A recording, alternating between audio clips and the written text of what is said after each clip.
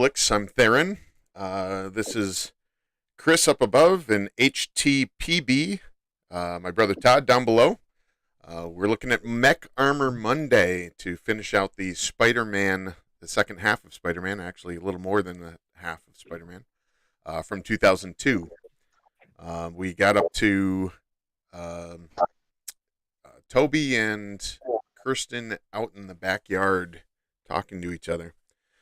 So tonight I'm going to be making the Spider-Man Green Goblin mech battle, the 76-219 Lego set.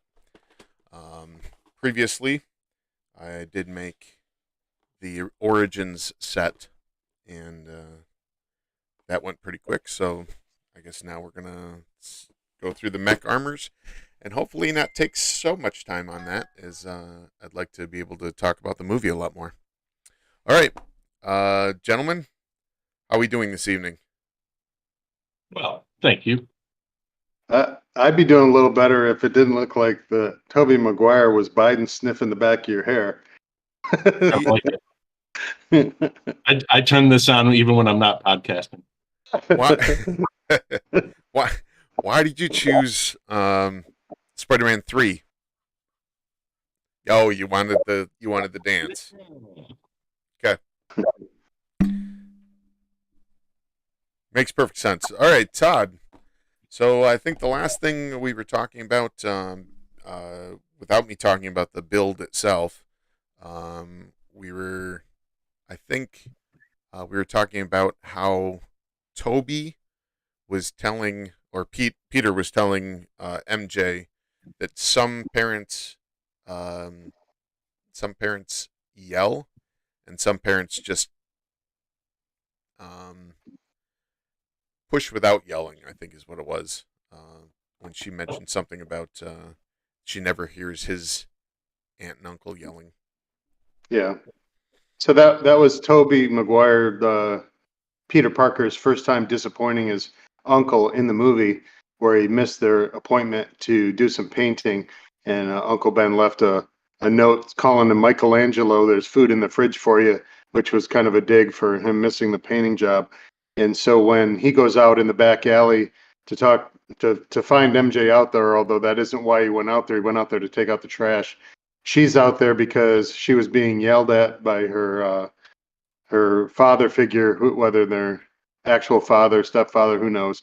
But she was getting screamed and yelled at, and she went out into the alley, and she's like, yeah, I guess you heard that, huh? And he goes, yeah, well, parents sometimes yell. And she goes, your Uncle Ben and Aunt May don't. And he goes, well, sometimes they can yell pretty loud, because of the passive-aggressive note that he left was enough to yell at Peter, because Peter's pretty much a pretty good kid. So they're going to have a moment now, and Peter pretty much kind of reveals to MJ for the first time that he's really had a crush on her for a long time, because he mentions things like he cried like a baby when she was in a play, and is like, Peter, that was like the third grade or second grade or something like that. And he's like, yeah, but even so, you can just see that good things are coming, and you've got some talent. And she was like, the first time he did that, Kirsten Dunst actually had a really good reaction as an actress. She did I can't believe somebody actually cares anything about my future or whatever. And it was like, what? You think I've got potential? She's like, that was completely new to her. Like she was on another planet. So that was really the first time that Peter reveals how much he cares about MJ to her, even though he didn't say it really out loud. But what she doesn't know is that he's been staring at her through the window for many years. So I don't know if he's just a creeper, or if he's actually a good friend he says he is. But he tells her, sometimes you can just see good things coming, meaning he could see the best in what she had coming, and she appreciated that, and was touched by that. And from his vantage point in the window, I'm sure he could see quite a lot of things. Yeah, I mean, I'm going to keep it clean. Okay. Well, while they're doing the talking, it looks like Flash Thompson no worse for wear from getting his butt beat by Peter, drives up and he honks the horn waiting for MJ. And she's like, oh my God, a new car, whatever. And she runs up to look at it and he's like, yeah, don't scratch it or don't get anything on the seats or whatever. He says some asshole-ish thing to say. But she gets in the car and drives off and Pete's like, cool car, even though he's not a really big friend of Flash. He's seen them go out for a while now, so it's not really a shock to see them together. Just that he just shared a moment with MJ, and maybe the way to get to MJ is to have more money and to have a car, because that's how teenagers' logic works. And so now he's completely stuck in his head that that's what he needs. He needs money and he needs a car so he can get the girl that he loves, that he's loved since 6 years old. All right. Anybody want to say anything about that? No, that's the point in the movie where he starts looking through the newspaper and starts looking at all the car prices until he gets down to the like $3,000. And then the ad right below it is the wrestling tournament. Yep. $3,000 for 3 minutes. Yep. Which seems to be the part that he didn't get. Yeah. Nope. He's really inspired at this moment now, and he starts the creative process of drawing the Spider-Man suit. And he has been a dork his whole life, but there's only like 1 in 20 dorks who can actually draw a comic hero, and it doesn't look like Peppa Pig or something when you're done with it. He actually drew one that looked like it could have been in a comic book. A version of a comic anyway, and he's pretty good at the design, and he makes the blue and the red costume. That's the iconic costume. And although he planned to make that suit, he spray paints like a red hoodie to start out with a spider stencil or something to start out, so he can go and try and win some money. So even though he designed a really nice suit, he's got to stand by until he gets that figured out. Meanwhile, he starts testing his web shooting ability in his room, and he puts a can there and he knocks the can down, and then he shoots different things and breaks a lamp and breaks some stuff. And of course, Aunt May comes to knock on the door, and it's like, Peter, what's going on in there? And he's like, nothing, Aunt May, I'm not dressed, don't come in. And she's kind of going like, I know he's a teenager, but he's exercising. Yeah, his weird experiments in his room, as Uncle Ben says. You're always doing these weird experiments in your room. So anyway, he wants his privacy, closes the door, and it reveals that the entire room is filled with spiderwebs this way and that. And if Aunt May had even had a little bit of a peek in the room, she would have been like, what the hell's going on in there? So filled with spiderwebs. You're acting so strange, Peter, she says. I'm exercising. I'm not dressed, Aunt May. All right. Spiderwebs everywhere. I'm sure there were spiderwebs everywhere. So, just saying. That's a little bit of wrist action, and there were spiderwebs all over the room. Well, that's what the Not director of was it Harry Potter 2? Is it 1 or 2 where he's Lumos under the covers? That was basically what that director of Harry Potter had said too. Says, just looking at something he's not supposed to look at under the covers, just trying to keep it hidden. And I'm like, wow, how on point are you? Thanks for ruining that scene for me. Next time I watch it, I'll be like, yeah, no, I won't be able to shake it. Thanks, Theron. Appreciate that. I'm here for you. Yeah, so we're going to go plowing through some of the stuff, and we'll try and stop for the significant events to talk about the meaning of it a little bit better. But we shoot to Norman Osborn reading a newspaper, and he sees that his company's lost a contract. So it looks like that Questor Aerospace, or whatever the name of that company is, Quest Aerospace, may be inching them out of their market with the military, and they're basically 1 and 2 suppliers for the military. So it's a pretty big deal. And that's when the split personalities start manifesting themselves a little bit more from his serum that he gave himself to move up the human trials so that they could compete against the exoskeleton test that's coming up in a couple weeks. Now we might be like a week closer to that. Who knows? It's getting pretty close, but it's building up. Eventually, it's obviously a progression to the pure evil Green Goblin, evil Norman. So from here on in this discussion, I'll talk about the evil Norman and the good Norman because they end up talking to each other and stuff, and it's easier to keep track of them if we do that. So, have you seen Me, Myself, and Irene?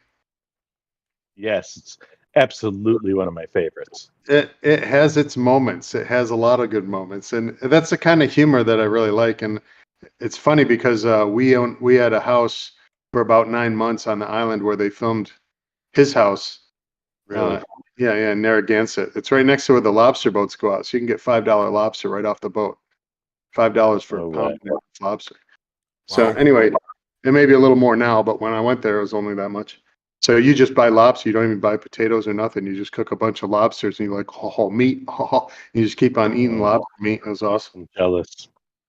So he has the split personality in that movie, and the part where he kind of like, what are you staring at, four eyes, to this little kid? And the kid's kind of like, oh shit. And he makes him drop the milkshake or something. And later in life, a couple years after that movie, there's a T-shirt going around, and someone can maybe tell me if I'm off base on this, but it has a guy in a cowboy hat and a big long straw, and some other person's milkshake. It says, "I drink your milkshake," And so it's probably not from that movie, but I always like, "I drink your milkshake" every time I see that scene. That's why you say that? All right. What's that? I said, that's why you say that. All right. There's a lot of sayings that I've picked up, like, I'll tell you another one when we get there. We're almost there, but I used to say it all the time, and I'm watching this movie to get ready for this podcast, and I'm like, that's where I got that from, because I say that saying all the time too, and I forgot where it came from. But my memory is so bad. When I rewatch these movies, I'm like, yep, that's where I got that from. So yeah, I completely understand that. All right. Moving without talking more about Jim Carrey movies. Uncle Ben and Aunt May start talking about Peter. And here's another thing where they're good parents for Peter. As soon as he walks in the room, he becomes the person they talk to instead of talking about him or anything. They completely shift gears as if he's the new focus. But he comes in and Uncle Ben wants to have a talk with him. And he's like, I can't right now. I got to go. He goes, well, I'll go with you.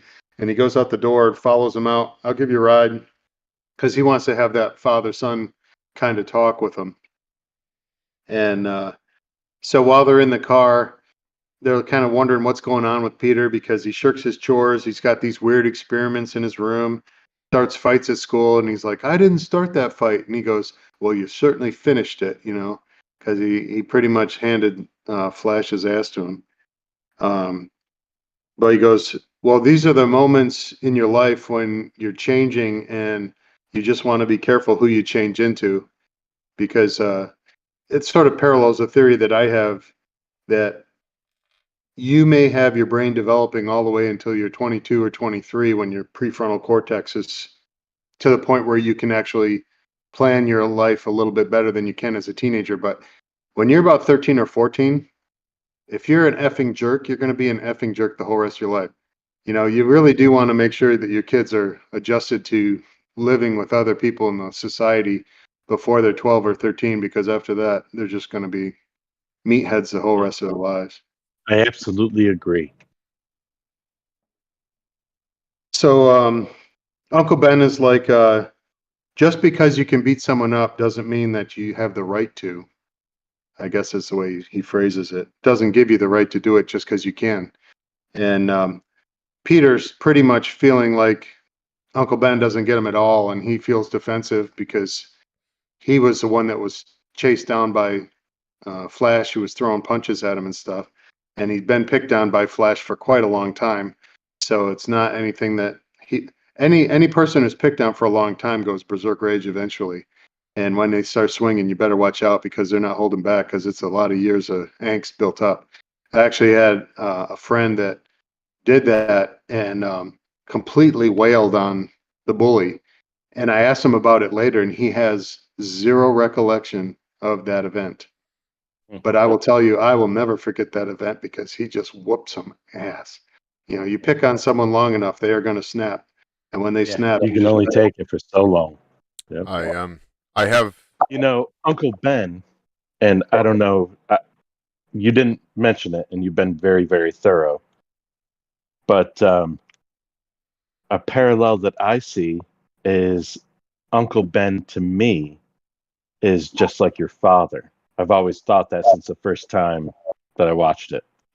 Your father was always interjecting one-liners of like wisdom, where just randomly we'd be having a conversation, he'd be listening to it, walking through the room, and he would just stop, turn his head, and hit me with a little one or two liner of wisdom that, honest to God, has stuck with me for the rest of my life. really. Yeah. Well, not to be Yes. serving and compliment my own dad on a show that he might eventually watch. I will tell you that I have noticed what you're saying in that he doesn't speak when he doesn't have anything worth saying. Right.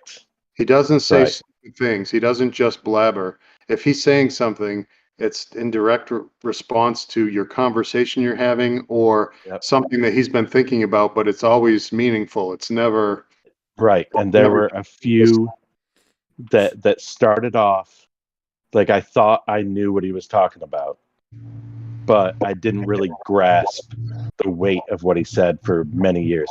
I swear I look up to your father as a father figure. I think I told Terry this years ago. I mentioned it once. I won't he's argue. I won't argue with very- you because I only wish I could be as good as him someday. So Yeah. I He's a agree great with you. guy. Well, if you want to hear more of that tomorrow, Chris, Dad and Jen are going to be going over Jaws, the movie, tomorrow. It would be great. Oh, the movie and the book, actually. I will watch. So in this scene, one more note before I give the iconic line that Uncle Ben gives, but I do think Peter was kind of being an ungrateful little shit and probably needed a smack. For being the hero of the story, this is not a good scene for him at all because he completely is missing the fact that Uncle Ben has always been there for him. And he's always been more nurturing than any of his friends' parents are to them. And he's got plenty of examples of that.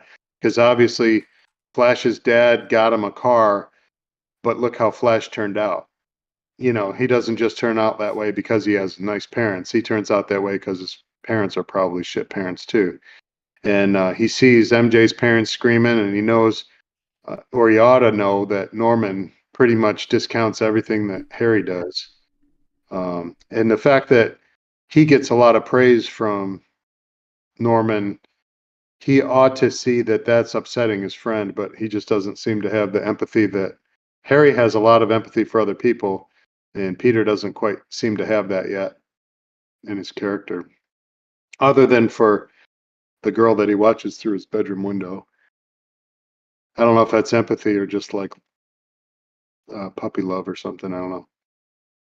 So Uncle Ben basically tells him, with great power comes great responsibility, and that line's going to come up multiple times with flashbacks with Peter's head, and he says it in his own narratives later on. So it's kind of old and overused, so I won't dwell a lot on that saying, but that saying was pretty much the saying that everyone who watched this movie walked away from remembering that line, whether it was a no-brainer for them already or not.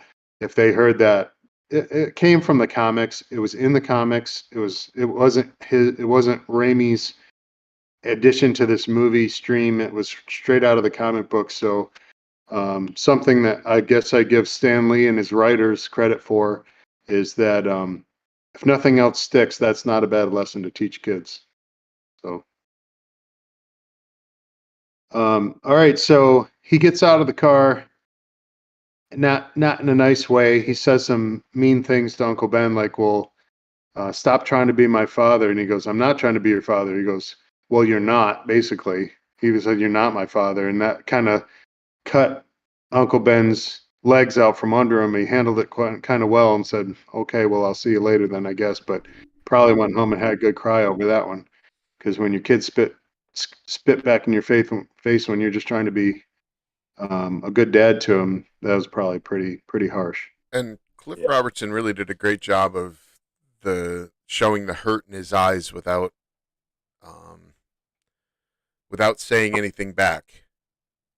It was he did a really good job of showing just how deep that cut was. Yeah, he played a good man character very well. So Peter finds his way into the line to check in for the wrestling match to try and win his $3,000 to get his $2,998 car that he saw in the newspaper, and even the secretary, and I think it was the secretary who was the secretary for the president in Air Force One. I'm not sure. I think it's the same woman, but she's taking entry fees, or not entry fees, but the information and the signing the waivers for people so that they can't get sued by injuries caused in the ring with Bonesaw, who apparently is the guy he has to wrestle. And Octavia, is that who you're talking about? Octavia. I don't know. I don't know her name. Sounds Black good. chick, right? Yeah. Yep. Was she the one from Air Force One that he says if this fax works, then you can be the Postmaster General? I'll take a look. It might have been her, but anyhow. So you got Bonesaw, and he's hyped up wrestler, and he's beaten down a couple people. I think 2 people get beaten down before Peter gets there. And one of the guys right before Peter lands on his head and his neck in the crowd, and he's kind of crumpled in a ball, and they open him up a little bit and put him on the stretcher, and he starts laying. He goes, "Oh my God, my legs! Oh my legs! Oh God, I can't feel my legs!" So anytime something happens now, you can ask my family. I say this all the time. I'm like, I can't feel my legs. And I had no idea where that came from till I watched this movie again. I'm like, that's where I got that from. But I say that line all the time. I can't feel my legs. Anyway, I was happy that I found this. Now I know where it's from. And maybe I hate quoting a movie wrong and it becomes something I say all the time, but it's a misquote. I hate that. So at least now I know where to find it and I can maybe say it the right way and have it be a direct quote. Because I can quote a lot of movies. Guilty of that. I quote a lot of movies. I quote Star Wars movies all the time, and I'll quote them before the scene happens, and then they say it exactly the way I did, and my wife will look at me like there's something not right about you remembering all those lines, but So Well, there's it's a lot of things match. that aren't right about you, but that's just one of them. I know. Hey, guilty. So it's apparently a cage match, and these giant, huge rebar-looking bar cages drop down from all 4 sides to lock you into the ring with Bonesaw. And he's like, "Wait a minute, you guys, cage match? I didn't know. I didn't want a cage match. What is this? I don't want this." And also, I kind of skipped a little bit. Bruce Campbell. Campbell. He goes, "Okay, who's next?" And he's like, "What's your name, kid?" And he's like, "The Human Spider." He goes, "Human Spider? That sucks." And he goes, "The Amazing Spider-Man." He's like, "No, wait, you got my name wrong." It's like, so the Amazing Spider-Man, and all these girls, and everyone's throwing food at him and yelling at him, and it's like, they're gonna kick your ever-loving spider ass, and and he gets in the ring, and then those cages come down, and he's like, "Uh-oh, a cage match," and so now you get Bonesaw, and he's like, "Bonesaw is ready," and he's all pumped up. I mean, if he was pumped up any more than that, he probably would have blown a blood vessel out his neck, because he must have really pumped himself up before that scene, because every single vein on his body was bulging out of his skin, and he looked a little red and irritated, even though he just took out a couple people at least before Peter got there. But that was pretty much Macho Man anyway at that time. He was always bright red, like he'd been sitting in a tanning booth way too long. Well, a lot of the heavy duty weightlifters do that spray on tan, and back then you did it with a terry cloth, or not terry cloth, but cotton swabs, and sometimes they did a good job, sometimes they didn't, but you could tell it wasn't natural. But But anyway, he looks at Peter and he's like, "Hey, freak show!" He goes, "You're going nowhere. I got you for 3 minutes." And he's like, 3 minutes of playtime, And he does the spirit fingers, only instead of the spirit fingers where you like this, he does the 3 minutes of playtime. So he was crazy, and that was cool.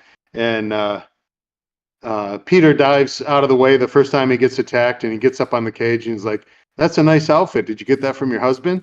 And he's like, "Oh," and he like attacks.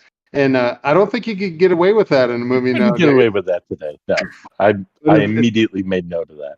It's clearly true that over the thousands of years of tradition and generations of what's right and what isn't, we certainly flipped that on its head in the last 10 years. But okay, so that was a joke that wouldn't go over well nowadays. But anyway, they have a fight. He uses his spider powers and his webs. He's getting pounded pretty good with a chair, and looks like he might be in some trouble. And all of a sudden, he starts using the super ninjutsu spider techniques that you don't know where he really figured out how to do it. But he's kicking him and taking him down, and flips him and throws him into the cage, and wins the fight with his spider powers. So this is probably another slightly bad scene for our hero, because it's a cheat, because he's using superpowers against some guy. And not only did he beat him, but he kind of really beat him, and he shouldn't have, because he's just a scrawny kid. But it's a cheat, and he needed his money, and that's where he's focused on getting the girl. He's got to get the car, got to get the money, got to win the match. And he goes to get paid, and the promoter sits there and he goes, "Here you go," and he gives him $100. Now, the first time I saw this, I was like, yeah, I'd be pretty mad. And the second time I saw it, I was like, 100 is not 3,000. 100 is nowhere close to 3,000. I'd be very mad. And he was pretty mad. And he goes, "No, you read your contract, you get paid 3,000 for 3 minutes. You took him down in 2 minutes." He goes, "You're lucky you got 100. And he goes, "But I need that money," because he needed the money to get the girl, right? And he goes, "I missed the part where that's my problem." And he's like, "Okay, I guess you got me. Lesson learned." I'm a little miffed about it. But he starts storming away. And while he's going for the elevator, the carjacker character of the movie, we'll call him carjacker, even though that hasn't occurred yet, he takes the money bag from the promoter and he's running. And the security guard's chasing him. He's like, "Hey, stop that guy, stop that guy." And Peter looks at him, and he's like, looks at the promoter, and he's like, steps up, and he's like, watches him go by and get in the elevator. And the elevator doors close. He goes, "Thanks," because he got away. And the cops, or the rent-a-cop, whatever he is, goes, "Why didn't you stop him? You could have stopped him." And then the promoter comes up and he goes, "Man, you could have taken him easy." He goes, "I missed the part where that's my problem." And the promoter looks at him like, "You got me. That's my karma. I deserve that one." That was pretty good. The actor did a good job of sitting there giving him a little bit of a smile, like, "Kid, I don't like you, but I'm starting to like you a little because you just figured out a really good lesson." And the first time I watched it, I had a different opinion than after I've watched it a few times now, because now everything that led up to that point, it was kind of a series of, like, the scenes where Peter learning to use his different powers. And then the next handful of scenes where I think it seemed to me like little moral lessons, like him finding his way. And this was the one where he used his powers to get money, and as a result, doesn't get his money. Like the universe writing itself. Like you can't use your powers for bad. Personal This gain. is where it's going to lead. I like that. And all these little negative things he does, he misses painting, he gets mouthy with Uncle Ben, he doesn't appreciate the lesson he's given him, he tries to use his powers to essentially get a girl, but to cheat in this competition, and then immediately afterwards, and then he lets the guy go free. It's like 4 or 5 very bad things in a row, and it all compounds. Then Uncle Ben pays the price. Yep. It was ultimately the result of a series of poor choices by Peter. Yep. And I've already mentioned one in this commentary from the last episode we did. but I have a couple more comment where there's a moral of the story in red ink on my notes, and that would be one I would add that in the future. I agree with what you're saying. That's a good moral of the story. It's the seven deadly sins when he starts manifesting those. That's when all hell breaks loose in his life, and like you said, culminating in Uncle Ben's death. But ultimately could be pride, responsible for him being such a morally straight and narrow character compared to most others. Well, he was working on some pretty selfish trends leading up to this, and it's no change yet. And until he crashes, he's got nothing's going to stop him from being selfish until that occurs. But there's a crash coming, which is more karma that he earned. So he goes outside and he hears sirens, and there's a bunch of stuff going on where people are gathering around a sidewalk, and he's trying to figure out what's going on. And he realizes something bad's happened, and he moves up to the crowd, and then he looks and he realizes that it's Uncle Ben, and he's laying on the sidewalk and he's bleeding. He's like, "That's my Uncle Ben. You got to let me in there." And I like what the director did with this. I think he could have done it multiple ways, but I like this way that he chose. He didn't give a whole "I'm dying" speech like Deadpool, where in Deadpool 2, where he dies like 4 times or 5 times, and then he finally dies. It's definitely Peter, and he's like, "Uncle Ben, Uncle Ben." He's like, "Peter," and he's like, he's dead. Like, damn, that was awesome. It seemed like he was scared, not because he was scared of death per se, but he was scared that he was probably going through his head was who's going to take care of Aunt May, and who's going to take care of Peter, and that kind of thing. So he had the instant, oh my God, I didn't expect that I would go this way, and because and didn't get the chance to apologize for anything that he had done up to that point. Left it totally unresolved. Well, Peter, yes. Uncle Ben, I don't think had anything to apologize for. No. Peter, 100%. Yeah. Well, so while he's realizing that Uncle Ben's now dead, and they hear, "Hey, we got the shooter." So he's like, rage, instant Peter rage goes on, and he starts running full blast. And as he's running, he's doing the Superman phone booth change while he's running through the alley, and he's rage jumping over buildings, and he's climbing like a spider, more like a silverback gorilla. If you've seen how silverback gorillas kind of run, this particular scene, maybe if you add rage, you turn spider crawl into silverback gorilla crawl. But it was kind of it wasn't kind of a it wasn't innocent little exploring around anymore. Now it was kind of like a charge up the building. And so he gets to where he can't go a whole lot further without trying to maybe swing, and he tries out his shooter. And this is where in other Spider-Man movies you'd have that woohoo moment where he's actually excited that he's making it work, but he's actually frantically trying to catch the car chase to get the guy who killed Uncle Ben, and there isn't any woohoo about it. It's just him frantically trying not to kill himself so that he could catch the guy who he wants to kill, or at least has got the rage against. And so it's like he's trying to claw through what do you call it, a gypsum board wall. He's just trying to get through that plaster wall as hard as he can to get to that car. And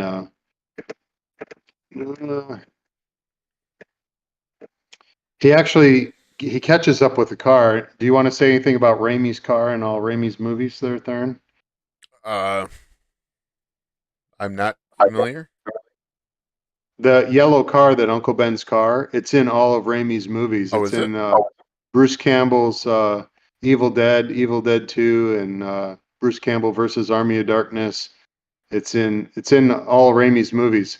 It's a little joke, but you'll see that I don't know if it's a like an Olds Delta 88 or something like that, but it's a big, his Looks big like car. it. It's in all of his movies. So he catches I up wasn't to it. aware. He lands on the roof, and he's throttling the driver, and the driver's unloading his gun into the roof, and luckily not hitting Peter, because I'm pretty sure that if he got shot, he gets shot, even though he's got spider powers. So he luckily doesn't get shot, but gets um, thrown from the roof, I guess. Um, and oh no, he doesn't. He gets up onto the hood of the car, and the car crashes through a gate and into the side of a building, and he jumps off the hood of the car just before it crashes. So that's how the chase ends. And the bad guy gets into the building and sort of gets away, but Spider-Man goes to chase him in there. So when Peter catches up to him, it's actually quite violent. He grabs the guy's head and he's smashing it through doorway window panes. So these little tiny windows, he's getting his head smashed through these windows, and Peter's actually pounding on him pretty good. And the carjacker's like, dude, what? Stop, give me a chance, right? And he goes, did you give Uncle Ben a chance? You know, and then Peter realizes when he sees him, before he says that, he realizes that he's the one that he let go in the hallway. And wait a second, this might be my fault, because the guy that I let go is the one who's killed Uncle Ben. And then the perp seems to know that he's got Peter over on something, so he starts laughing at him, and he remembers the perp saying thanks as the elevator door closed because he got away with the money, but he actually kind of laughs at him, even in the building when he's getting pounded by Peter. And so Peter, I don't know if he kicks him or slams him really hard, but the guy stumbles backwards, and he stumbles backwards into a window, and he flips out the window, and he lands in the alley and dies. And Peter's standing there looking down at the body, not really sure that he meant to kill him, but now that's part of his angst as well, because first of all that stuff was his fault. He's the reason why Uncle Ben is dead. He just murdered this guy. Now the cops are showing up, and so it didn't kind of go the way of the evening he thought was going to go. But he did get $100 out of it. So look on the bright side. Always look on the bright Side of life. Monty Python. Okay. So quickly we transition now from that moment, which is the pivot point from Peter's arrogance to Peter's feeling dejected and responsible kind of thing. We switch to the Quest Aerospace Proving Grounds, and it looks like the test was waiting on the general because they're ready to take off, and the general walks in the door, and they go, well, we're ready to go, and if this works, then I guess we'll beat out Oscorp kind of thing. And the general's like, yep, nothing would make me happier than to put Norman Osborn out of business. So maybe there were some scenes cut out of the general's backstory, which shows why he's so angry with Always wondered. Huh? Well, I can tell you I that always there's wondered if I had missed something, didn't remember something from the show or from the comics to explain his disdain for him. Well, I don't I can get tell it. you he's not in the comics.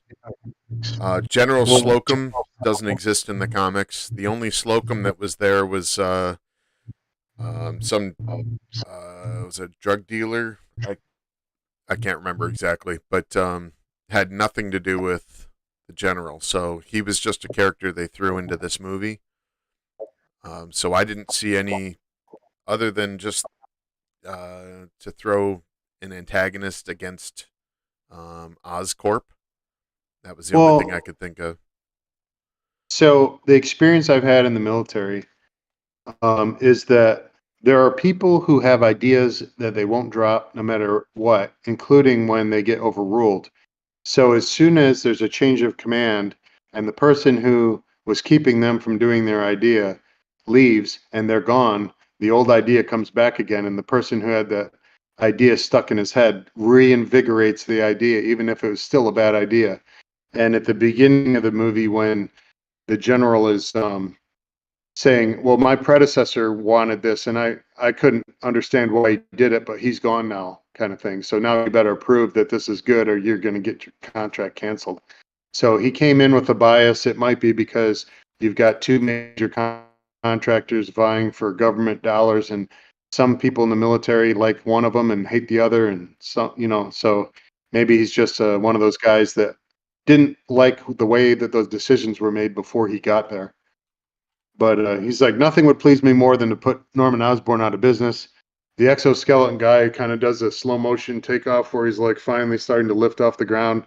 And the Green Goblin shows up on the radar, and they're like, hey, we got inbound or whatever. And he shoots some missiles and blows the exoskeleton up with a big, huge explosion. And then it's a pretty iconic scene where he kind of swoops out of the fireball right behind him, and it kind of frames him. And almost looks more like it ought to be the Hobgoblin than the Green Goblin in that particular scene. But it's a pretty good scene. And then he fires green stuff into the bunker and takes out the general. It's like green energy weapons. They fired some of the green energy weapons at the festival earlier, but this was in the dark. So it was more like Will Smith ought to have been, oh, you did not just shoot that green shit at me, But it blows up the bunker, blows up all the competition. And now evil Norman, who is the Green Goblin, has cleared the path for Oscorp to not have competition anymore, because all the people, including the board members at the festival who wanted him out and wanted to go a different way, they're all gone, and they never had to make the announcement that they were going to merge with Quest Industries. And now Quest Aerospace, whatever's been, their main project's been destroyed. And he's pretty much free and clear, because only people who were on that balcony knew that the glider program even belonged to Oscorp. We haven't even gotten to the balcony yet. Have we not? Nope, not yet. Right before the balcony. I mean, we're heading to 2 minutes. the Good we're Lord heading Almighty. to the I think it's the funeral, and from the funeral directly to, or did the funeral already happen before the quest scene? I don't remember. Either way. Well, definitely Aunt May and Peter have their little discussion back at the house. I got my timeline screwed up then. So the Unity Day. Oh yeah, wow, we're like 5 pages away from the Unity Day festival. So the festival is. I listened to the movie a little closer the second time. This time that I was watching it, and they say that it's the Oscorp's annual Unity Day festival. So it's put on by Oscorp for the community. Yep. So it's a PR thing for their company. So okay. Well, But back to the mech armor that that Quest had. It looked pretty crappy. I mean, it wasn't maneuverable. It obviously couldn't take off fast. It couldn't change its direction. It was basically just a hover vehicle for a human, and it wasn't something that could maneuver fast. So really don't understand why the general would be that much of a advocate for this armor versus the flyer and the armor that Oscorp came up with, other than just a hatred of Norman himself. Well, clearly the glider program, the green armor suit, and the rockets and the Goblin bombs and all the stuff that Oscorp has is very superior in the demonstration of what we saw than the exoskeleton. But it hadn't even launched yet, and we're not exactly sure what the mission of it is, but it's clearly not a soldier in armor kind of a thing, like the armor that the Green Goblin's wearing. That was their proposal, apparently. But it may have been a command and control thing. It might have been a missile platform that launches from above doing ground support. Who knows what it was doing? But the armor certainly didn't hold up to the Oscorp weapons. It's kind of like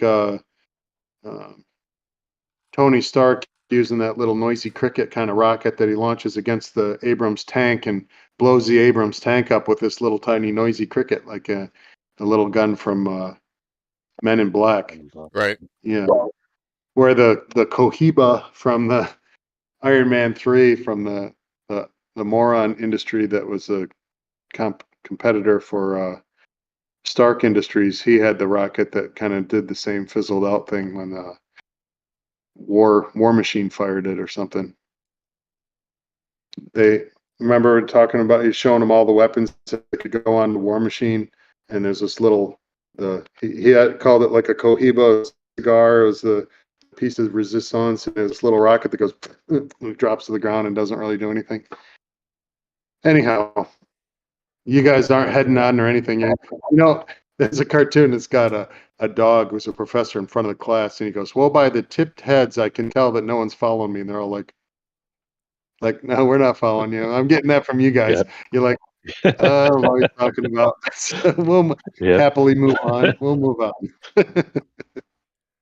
All right, we quickly go because we're going to quickly go through some of this stuff. Go ahead, Theron. You look like you were going to say something. No, I was going to state that we didn't get to that with Iron Man, because we only did Iron Man 1.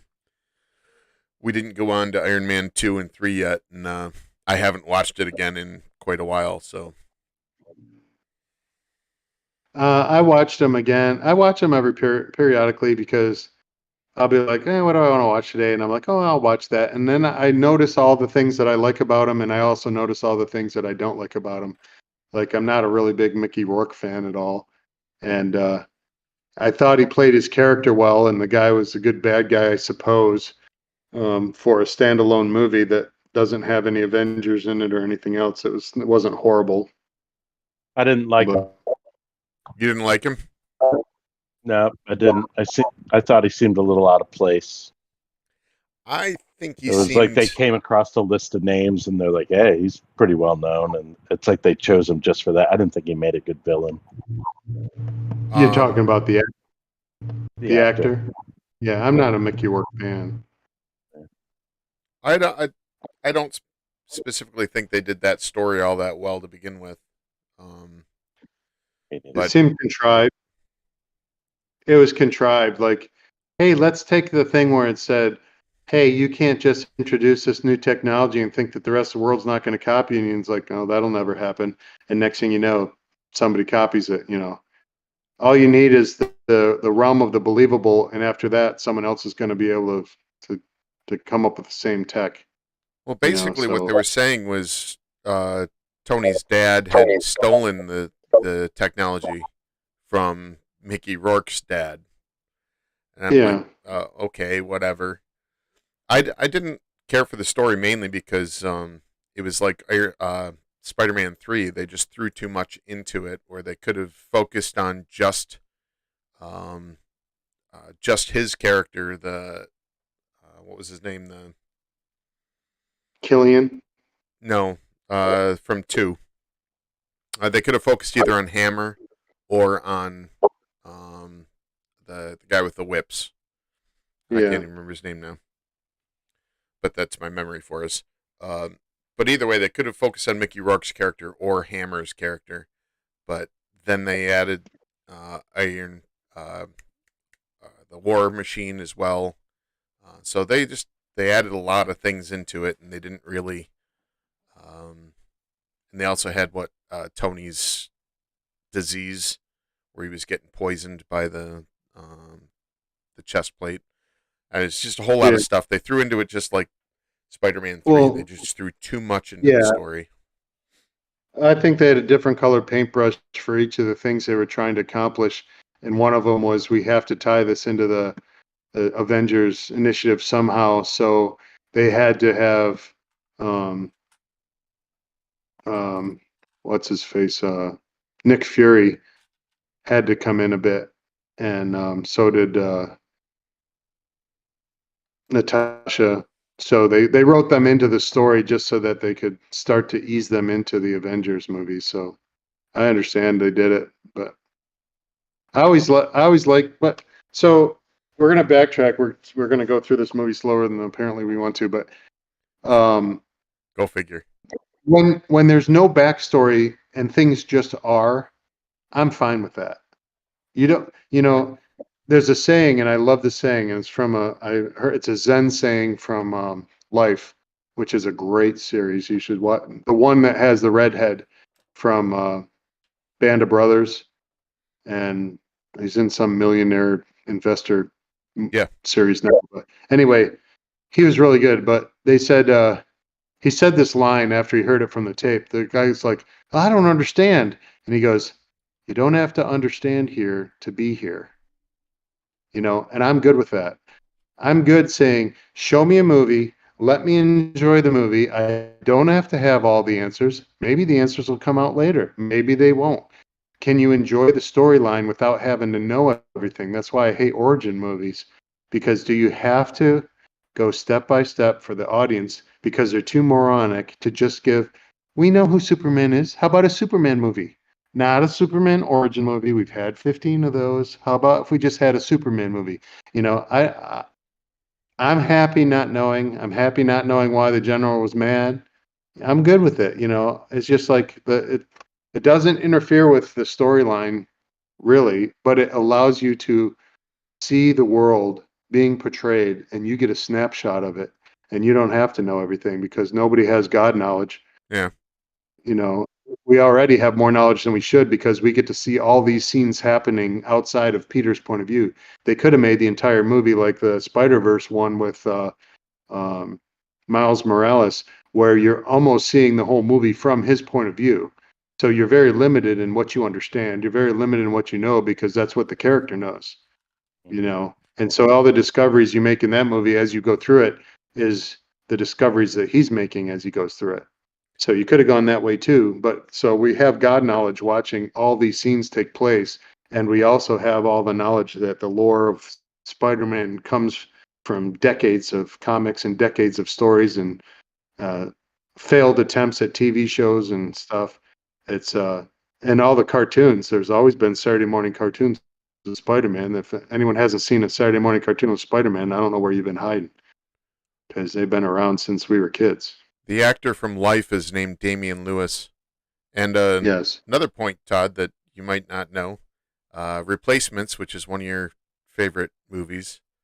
Brooke Langton, the cheerleader. Yes. That's actually Damian Lewis's his lawyer. Yep. Yep. Yeah. So Sherry, I don't know whether Sherry appreciates it or not, but my wife, Sherry, I'll come out and I go, do you know where she's from? That's the girl from that movie, whatever. That's where I saw her. I knew it, and she like, yep, you're right. Can we watch this movie now? It's like, but I'll pick up voices and stuff and I'll be like, hey, is that this guy's voice? And she goes, yes.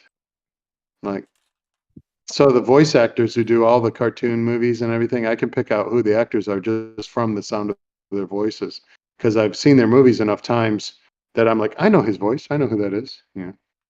Mm-hmm. Anyhow. Wow, we've digressed. Huh? We've digressed. Do what? Yeah, but I digress. But if we want to digress, no, let's skip that. Okay, so we go to Peter's high school graduation. Here's some more things where I have a lot to say about Harry and Norman that I won't say a lot, but I could say a lot. But I expected you to say a lot. I've been waiting for this. You've been waiting for this? I expected you to say a lot because a very short exchange spoke volumes between Norman and his son versus Norman and Peter. It was another highlight of him just dismissing his own son. No. So I watched Peter. I watched it again, and I very intently focused on the scene to try and understand Norman's point of view. And I think he meant it as a compliment when he tells Harry. He goes, "It is a compliment." No, you have to watch it again. Watch it. I think it would shock him if you accuse him of trying to make a slight. Yeah, but doesn't he say like something about being proven wrong? Yeah, he goes, it's not the first time I've been proven wrong. Right. Yeah, but he was excited for his son. He was excited. He goes, I can't believe you made it. It's not the first time I was proven wrong. He was happy to be proven wrong. It wasn't Yeah. like, I But it can't was an believe you offhanded defeated me compliment. because But I mean, huh? but that's A like backhanded that's what he compliment. says to his son.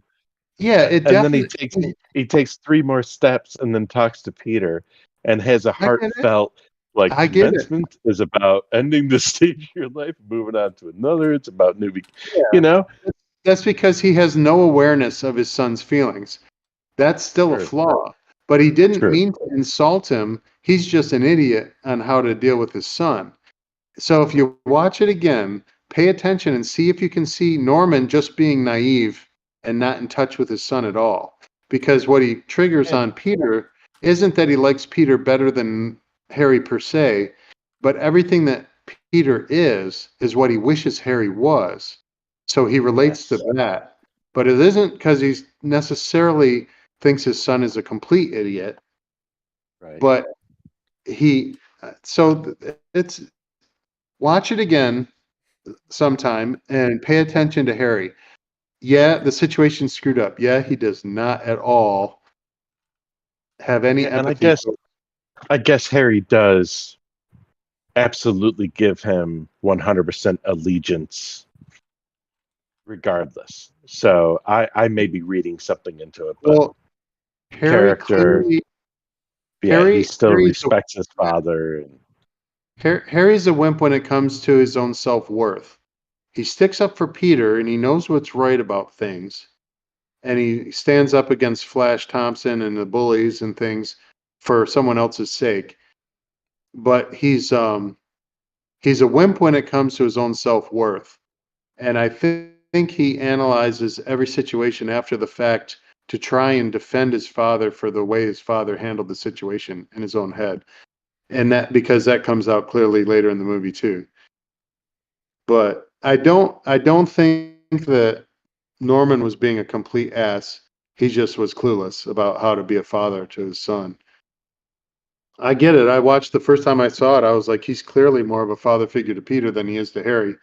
But some of that is it's just tragic that Harry has who he has for a father. It's not that the father's trying to be an ass. right. You know. Just Okay, so succeeding. we spent more huh? He's just succeeding beyond all possible capability. He's overabundantly an ass, whether he intended Yes. it or not. He is beaming with pride over Peter, and he says, "You know, Peter, you're family, and if you ever need anything, call me." Which is kind of like you can tell Harry's hurt by this. It pretty much deflated any joy in graduation that Harry had was taken away at that moment if it wasn't already taken away. So And did you notice that this was the point where Harry and MJ, when their connection started? no, I Because missed it. Did they share a moment? it's just a couple flashes, but after Harry is behind his father, he looks over and sees MJ arguing with Flash, and Flash basically says like, "I don't need this shit anyway," and dismisses her, turns around and walks away. And Harry and MJ, their like eyes meet for a second, and you see Harry do the characteristic head nod, like. Well, that sounds like Snow Day again. We're both dissed by our significant others, so let's commiserate. Yep. Well, when Chuck Wheeler breaks up with the girl in Snow Day, everyone goes to her house because they're like, hey, they're no longer a thing. So when Flash Thompson breaks up with MJ, hey, there's going to be a lot of people outside MJ's house with banners and Claire Bonner, I want you to date me, Anyway, if you haven't seen Snow Day, that's another push for that movie. Go see it. If you're not from Syracuse, you suck. But if you're not from Syracuse, you can still enjoy the movie. So anyone from upstate New York enjoys that movie. If you don't, I can't talk to you. We're not friends. Seen it. I just wrote it down so I could watch it later. No, you did not. You've seen it, right? I thought we talked about this already. We did talk about it briefly, and afterwards, I looked it up, and I was like, "No, I've never seen this shit." Oh, you have to watch it. Okay, you got to will. watch it. It's our childhood. It's our childhood. When you watch it, there'll be so much nostalgia flashbacks. You'll be like, okay, new favorite That's why I movie. like Stranger Things. I've only watched season 1 of that. Sorry. Really, Yeah, I know. I always am get it? about 5 or 6 years behind what everybody's watching. Like some of these shows that everyone talks about all the time, I'm like, hopefully I'll forget all the spoilers from them talking about it, but one day I'll watch it. So Sometimes I I watch. will purposefully not watch shows because so many people talk about it that Yeah. I don't know. I don't know if I'm trying to be a hipster or No, I feel it the just same puts way. me off. Walking Well, Dead. I started watching Walking Dead. Everybody got into it. I stopped watching it, and it was like 5 years later I caught back up. mhm. I stopped watching it. I didn't like in the middle of the second season, and then as soon as the beginning of the third season, I was done. I haven't watched it since. Yeah, me too. That's when I stopped, but then I went back and caught back up. Well, when they turn the hero into a jerk, that kind of lost me for a while. When they're in the prison, that kind of, there's some time. There was some hard times, Doesn't lean time. immediately get better. Yeah, I've watched a No. ton of them, but there were some lean times in some of those series. Yeah. Um, Yeah, definitely. okay, I well, said I Peter, watched it. I didn't say it was great. Pete, I didn't even watch Deadwood until like 2 years after it was completely over, and I binge watched it in like 2 weeks. I Still thought it haven't was watched Game of Thrones. what? Yeah. Don't watch it Everybody was like, Game of Thrones, man, you gotta watch it, man. You gotta watch it. don't watch it Did you with any watch of it your yesterday? grandkids. I was like, no, I'm never gonna watch it. But I will. Don't watch it with your grandkids in the room. I definitely won't. I've heard enough to know. All right, Okay. so Peter obviously Graduation. Peter was not going to have a moment with MJ at graduation because he's completely shattered because Uncle Ben's dead and he caused it. So he's in a new place right now. Plus, he didn't get his car anyway. So, but Can't get MJ without a car. no, there's no chance. So Aunt May comes home and Peter's there, and the one of the times I saw this, I thought this was Uncle Ben funeral aftermath, but it was the graduation aftermath. Peter was, I really missed him a lot today because he wasn't there at his graduation. And that was, he was so into Peter's life and Peter's success that would have been his culminating point of the latter half of his life to watch Peter graduate from high school. So he missed him a lot. Peter hasn't revealed to Aunt May that he had anything to do with it, and it may be a couple movies before that actually shows up. But she said he was there even though he wasn't there. And he said, I can't help thinking about the last thing I said to him. He was trying to tell me something important, and I threw it back in his face. And she said, he's proud of you. Don't worry about that. And then he has the flashback in his head of Uncle Ben's voice saying, with great power comes great responsibility. Remember that, Pete. Remember that. So everything he does for the next, who knows, several months, apparently, before we realize how much time's gone by, Peter is going to try to have that great responsibility that Uncle Ben told him. And so he's going to make his spider suit and catch a bunch of criminals. So, Theron, you look like you were poised to interrupt, and then you didn't interrupt. You can feel free to interrupt. What were you going to say? No, I was just thinking along the lines of what the montage that you're describing. I was thinking ahead to the montage. Well, you get there's a bunch of citizens' quotes. Did you want to quote any of them, or do you want me to read off some of their quotes? The only one that I specifically thought was funny was Xena when she showed up. She was the one that said, "A man with 8 hands, that's hot." think that's what she said. Yeah, I knew she was famous. I didn't know that's who it was. She had a nose ring, and she didn't look like Xena at the time. Yeah, it was Xena. They're Is that who that apparently. was? What's that? Seriously? Yeah. That was her? Yeah, it didn't look like her to Absolutely me. missed that. Yeah, I have to go back and see. Yeah, she and Sam Normally, Raimi I'm apparently really are good pretty with good friends. faces. So some of the quotes that I wrote down is like, it seems that here's a progression, a storyline progression for New York City.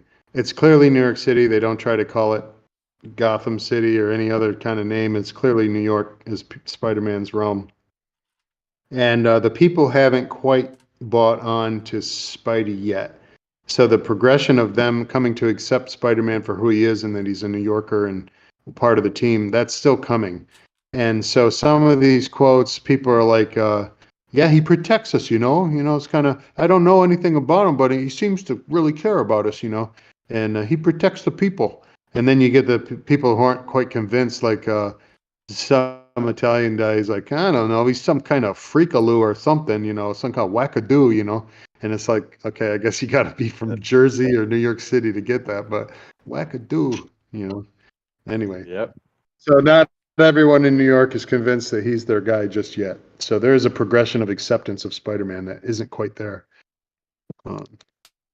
So we get to another example of not quite that acceptance per se, and that's basically J. Jonah Jameson needs some Zen lesson of you don't have to understand here to be here, because he's a problem solver and he has to understand everything. And everything that comes to him, he has an answer for instantaneously. And so not knowing everything about Spider-Man's driving him crazy just because he likes to have all the answers. I think that the actor who played J. Jonah Jameson knocked this out of the park. I think that it's a character that you can fall in love with, even though he's anti-Spider-Man. You can still say he has his reasons and he's pure to his reasons and he's logical and you can follow his logic and he's funny and he's fast. So much chaos is going on in that room and he's handling the chaos. I mean, people coming this way, it's coming there. He's got an answer. And he's like, I really love the way he did the scene. Not to mention the fact, and I'm getting ahead of the storyline a little bit, but he's really a hero. He is later. When it comes down to it, he's good at his job. He's selling newspapers, even if he's changing the slant. We all know that's what newspaper editors do. Like Andrew Clayton's quote is, they're all honest. The New York Times, a former newspaper, and then hey, newspapers used to have a code. At least they hid it a lot better that they weren't following a code if they weren't. But they actually, investigative reporters were investigative reporters because we wanted to know the breaking story and we wanted to know the truth because the truth actually mattered, not the covering of the truth, but the revealing of the truth. So, but I was impressed by how fast J. Jonah Jameson's brain works in here. And it's like, front page, who's Spider-Man? Is he a criminal? That's who he is, a vigilante, a public menace. He goes, what's he doing on my front page? So there's J. Jonah Jameson trying to figure out what's going on. He's like, why is this Spider-Man guy on my front page? Because it caught him by surprise, but at least he's smart enough to know it belongs on the front page, right? So you hear this, and it's like his secretary, Mr. Jameson, your wife is on line 1. She wants to know. He's like, click, turns off the thing. I don't have time for that, and Mr. Jameson, we have a problem on page 6, and he goes, what did he say?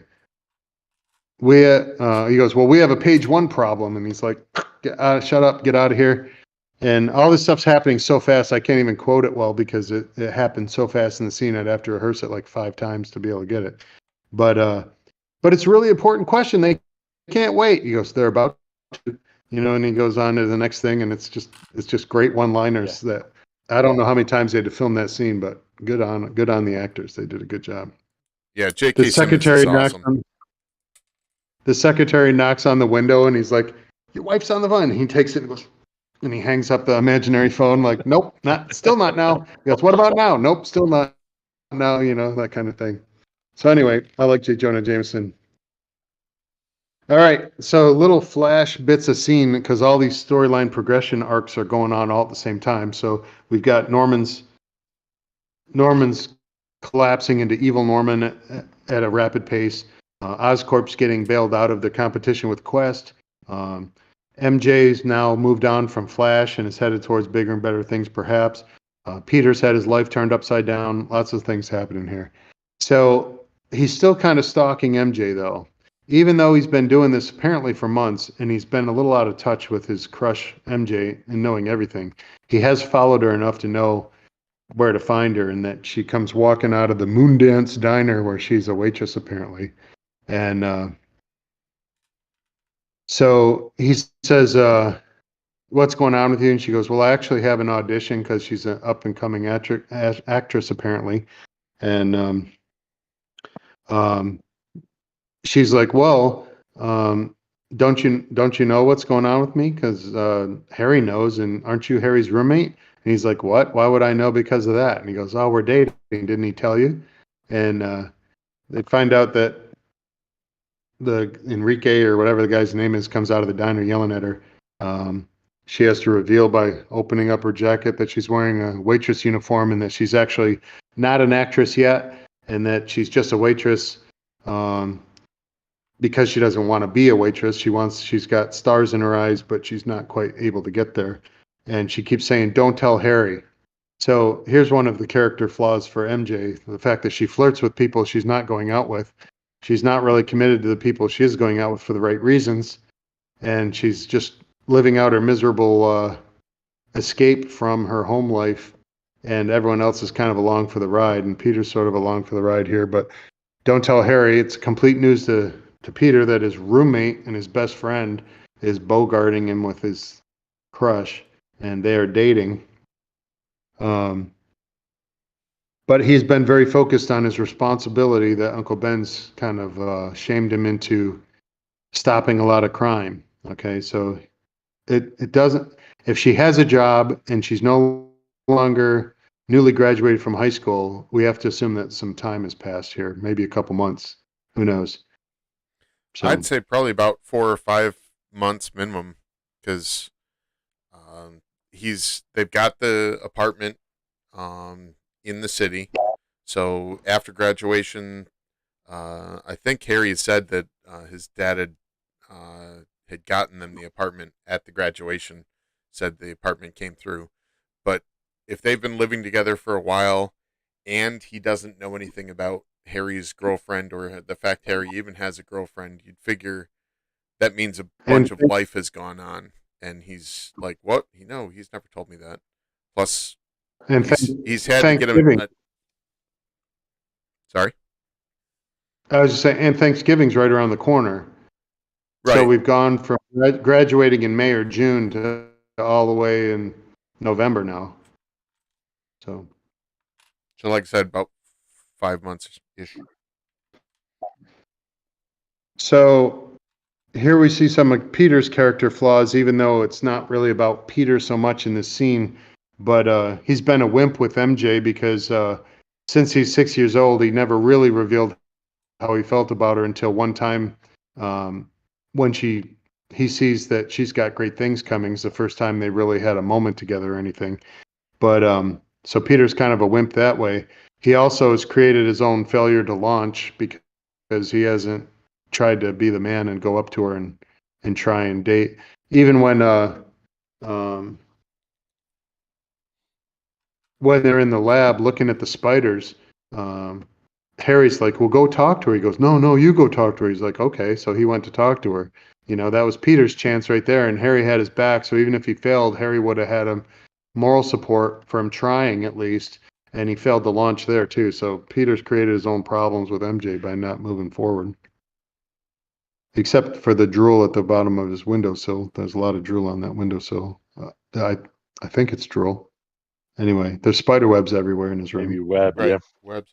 Yeah. But Harry also, he definitely had his own designs on MJ without really caring about Pete. If Pete had gone up to say hi to her, he probably would have had her back. But as soon as Pete said, no, you go talk to her, Harry just thought of it. Oh, all right, I'll talk to her and I'll reap the benefits. I'm not going to do I it for believe you at all. I believe that's the case, except that he's kept it a secret, so he already knows he's doing something wrong to his Well, that's what I'm friend, or he saying. would have told him. Yeah. But it was all personal for him. He didn't care whether or not Pete had any designs on MJ or not. And MJ's been lying to everybody because she's been lying to herself. She's just trying to escape her world of where she grew up and her abusive parents. And she wants to make it big and be able to move away. Obviously, there's no Hollywood in New York City other than the plays on Broadway or wherever, but she's trying to make it big and get out of her small neighborhood and terrible life. So, and she flirts with everybody that she's not dating, which is kind of like okay. All right, so we go to Harry's place now, which is apparently Harry and Peter's place, and Peter walks in, and Norman's on the telephone and kind of waves to Peter, and then Peter goes in and sees Harry there, and Peter is currently gut punched because of his realization that for at least some time Harry and MJ have been going out, and he just found this out moments ago. So he comes home, and Harry's kind of still kind of mad at his dad because he goes, here, Storm and Norman's coming to do his monthly inspection or his weekly inspection, whatever. What he interprets as his dad being overbearing and checking on him about everything, but that might be another, Chris, that might be another Harry reaching out the way Harry knows how to, or not Harry, but Norman reaching out the way Norman knows how to reach out, which isn't True, because ideal, but he wasn't exactly giving him a hard time or anything. He was just walking through. he's, yeah. And maybe he's watching out for him, maybe he's being protected, but it's his only son, and he's the head of an empire, basically. And in as much as he founded the company, I don't know how much. It's got enough profit to have a really nice mansion with a whole bunch of masks from Africa on the walls and stuff. So he says Storm and Norman's here to make his weekly inspection, but he spent half of it on the phone. And I wrote in these notes, but we've already talked about it a little bit, that Norman cares about Harry in his own sad little way, but it's not really good at empathizing with Harry's point of view. And maybe that's Norman's flaw, is his ability to look at the world from anyone else's point of view but his own. So, who knows? And it doesn't go into it, and we don't ask why, but maybe it's because of the loss of his wife. We don't even know how she died or why she died, or whether she was just a gold digger that he had a kid with. Who knows? It doesn't go into it. And it doesn't have to. I'm happy. And that's not me. Another happy moment of, I don't have to understand here to be here. I'm just going to keep going with it. So Harry's kind of like, I'm glad you're here because I'm completely lost. So he's apparently taking, I'm guessing, college courses since he already had high school graduation. So he's trying to take some courses and he's not having a good time. At first I was thinking it might have been high school still when I saw it, but they both went to graduation. So it must be Harry trying to get some college courses in or something. Well, you know that Peter's going to college as well because he's actually working for Dr. Connors, and he would have had Dr. Connors as a teacher at his university as well. So I imagine they're both working through their university courses. Well, it seems that perhaps the history that Peter and Harry have together is during high school, maybe Peter helped him get through some of his subjects.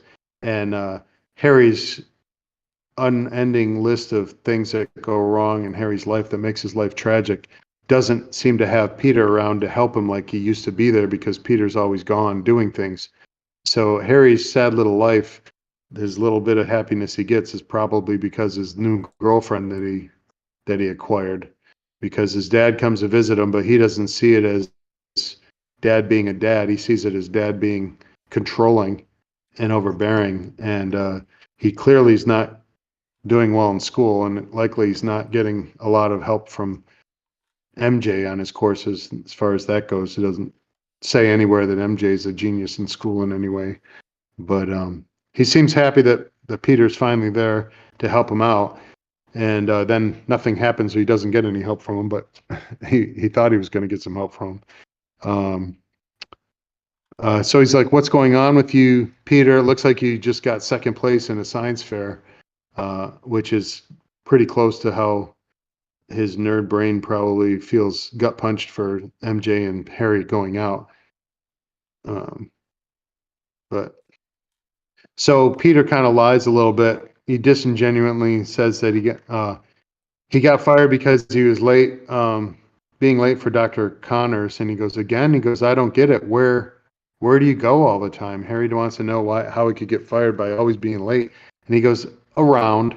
That's so his best friend, he can't tell his best friend that the reason he got fired is not because he's lazy and disregards everybody's feelings and has his own selfish agenda that no one even knows what it is, even though they still accept him when he's being a complete ass. But he just says around because he doesn't tell his best friend that he's really doing good, at least being responsible in the way that Uncle Ben would be proud if Uncle Ben could see him being a crime fighter. So,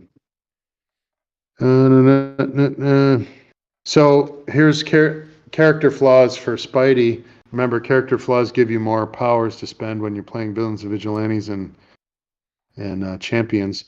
So Spidey's character flaws are that he's got a sense of responsibility that's kind of a hyper sense of responsibility because of the guilt of Uncle Ben's death. He feels that Uncle Ben's disappointed in him or been disappointed in him because the last time he had to do anything with Uncle Ben, he didn't show up for it. And he basically accused him of trying to be his father and not being his father, which he feels guilty about that too.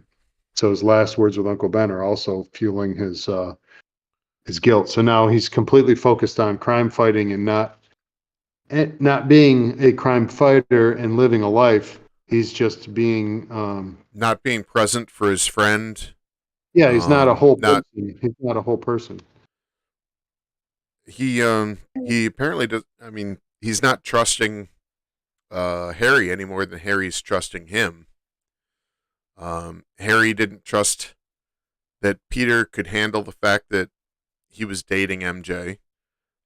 Pete doesn't think that Harry can handle the fact that he is Spider-Man. He hasn't told anybody, so he has nobody to talk to about what's going on in his life. So both of them are half the adult that they eventually should become. They're still pretty much high schoolers in college. They're still high schooler in maturity level. Despite Pete trying his best to become a good person, he still doesn't have the maturity to be able to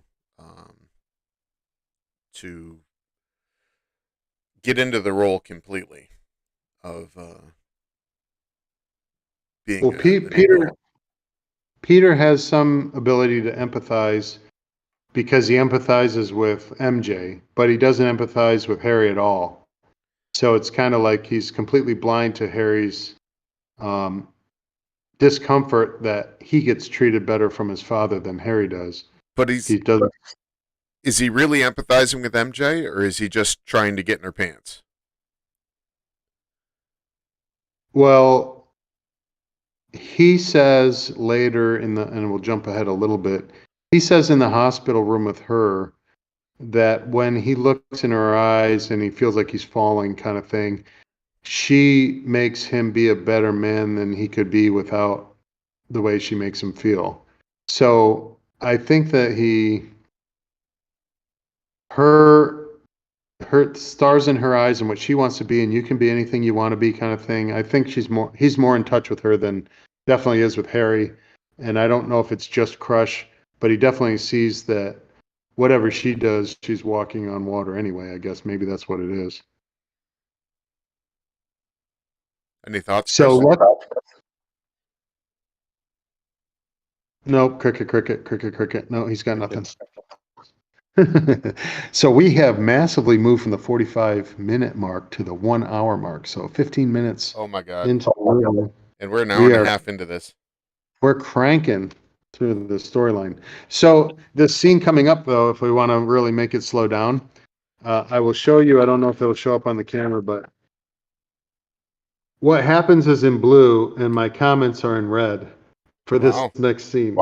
So I got a little bit to say, and this is the part that makes me mad and in a lot of ways. Let's go through the scene, and then I'll tell you why I've got so much to say about it, I guess. So Norman finishes his phone call. They're still at Harry's place, and he's like, so Parker, I was hoping maybe you could tell me who this girl is. And he's like, who would that be? This mystery girl that Harry's been dating. And Harry's like, Dad. And he goes, when do I get to meet her? And he goes, Dad. And it's like, sorry, Harry hasn't mentioned her to me. And he's got his little, I'm so butthurt because he didn't mention it to me, passive aggressive kind of moment there. He didn't tell me anything about it, Harry. It's kind of like, okay. So Harry kind of changes the subject and says, hey, Pete, you're probably looking for a new job right now, right? And it's like, good segue. I mean, you could be like your own advertiser and you should get the VPN from the VPN company because if you want to, he just zero segue capability at all. He just jump. Hey, Peter, what about that new job? Aren't you looking for a job? Didn't you just lose your job? And so his dad, maybe you can help him out. And Norman's instantly like, yeah, I could do that for you. He wants to do good by Peter and stuff. He goes, no, Mr. Osborne, I'm fine. I appreciate it. And he goes, no, I'll make a few calls. And he's like, I couldn't accept it. I like to earn what I get, meaning he didn't want any handouts, even if he didn't deserve the job. He wanted to earn a job. And I can find my own work. And this only completely makes Norman more proud of his boy, Peter, not Harry, for his ability to want to stand on his own 2 feet kind of thing. So Norman's like, I respect that. You want to make it on your own steam. He goes, that's great. And Harry's just sitting there. That backfired because he changed the subject from talking about his girlfriend to now all of a sudden he goes, Pete, how about a new job? And he's like, oh, now Dad loves him even more than he loves me, so that didn't work. Yeah. So there's another moral of the story, maybe. When you try to change the subject to avoid a complicated issue, you only dig it in deeper. So write that down. You seen Van Wilder? Have you seen Van Wilder? Yeah. Write that down. Absolutely. So, yep. And that's what I put on that comment for that. So Norman's like, what other skills do you have, Parker? And he goes, well, I was thinking of photography. And then it says, newspaper says reward for photos of Spider-Man. So there's J. Jonah Jameson's response. He goes, if we can't get a picture of him, then put out a reward and have people come here for the reward with some pictures so we can have some exclusive photos. So here Peter wants to become a photographer to get more money to get the girl still. And this reminds me of Adam Sandler in The Wedding Singer when he's trying to get money to win Julia over. He's like, well, he goes to the bank for a job and he's like, do you know anything about being a banker? He goes, no, but I like money. I have a little and I'd like to get more. And the guy's like, please leave, and he's like, well, couldn't you give me a business card or something that's, and he comes back to the girl and he's kind of like, well, you like him because he's got money. And she's like, what? And he goes, yeah, you just want some stability and you want money. And I get it, and he's like, you're an asshole, and throws this gift that she made for him all over. And he looks at the gift and she put her heart and soul into making these music sheets for him because he's a musician. And he goes, I am an asshole, And Yes. the little kid sees it, goes, you're going to a mental institution, So Peter trying to raise money to be a photographer, it isn't because he wants to be a photographer. It isn't because he needs a job for any other reason than he's got to make money so he can buy a car so he can get the girl, and he's still stuck on that immature kind of thought. So here we come to the part that makes me very angry. It's a very short scene. It maybe lasts less than a minute, but it's really a halfway point of the whole movie in that the plot lines all come to this point and they recap it for you in the scene with Harry and Norman and Peter in the apartment. So Peter, he's ridden with guilt. He feels it's his responsibility to use his gift at the expense of his friends and everything else because he's hyper feeling guilty about Uncle Ben. His immaturity level makes him think that money's going to solve all his problems. He's exuding passive aggressive behavior to Harry because he thinks he's been betrayed, which, okay, he has been, I guess, because he stole his girl. I guess it was his girl, even though it really wasn't his girl. He thinks money's going to give him the girl, even if he, what did I write here? Even if it is by earning it the old-fashioned way, because he told Norman, he goes, I can make it on my own 2 feet. And he goes, I like that. We'll call it, we earn it the old-fashioned way. We earn it, the commercial that he's saying to you. But Peter fails to see that the great power isn't his Spidey powers. That's where he misses the mark when he's talking to Uncle Ben's advice. He still hasn't made the connection that the great power is the power of his friends, the power of his conscientiousness, his intelligence, his love for others, his gratitude for Uncle Ben and Aunt May, which he still haven't quite figured out yet. Care for his friends. He doesn't express his love to the girls that he loves, so Peter has a long way to go. And this kind of the whole scene reminds you of that's where he's at. Norman still shows a lack of empathy to his son. It's emphasized again in the scene where he just completely adopts Peter in every way and leaves Harry sitting there feeling like he's a second best son, or a son that if he was more like Peter, then maybe his dad would care about him more. I don't know. He doesn't quite get his father at all. Harry, he's got rich boy problems, first world rich boy problems. Like, boo-hoo-hoo, I got all this money and I all these bad things happen to me. It's like, dude, pull yourself out of your little pity party there. I think you'd be all right. It's kind of like, money can't buy you happiness. No, but it buys a lot of things. I'd like to be unhappy and have money. If I had to be unhappy, I'd rather have money and be unhappy than be poor. And, Absolutely.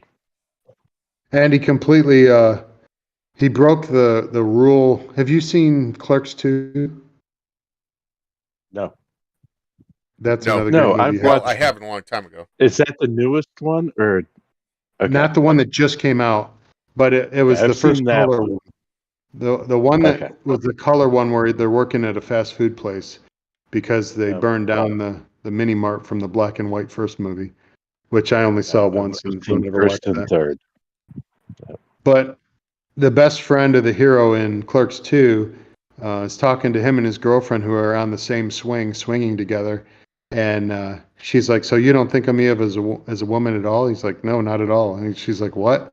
He goes, you became persona non nookie to me the moment you started getting diddled by my best friend.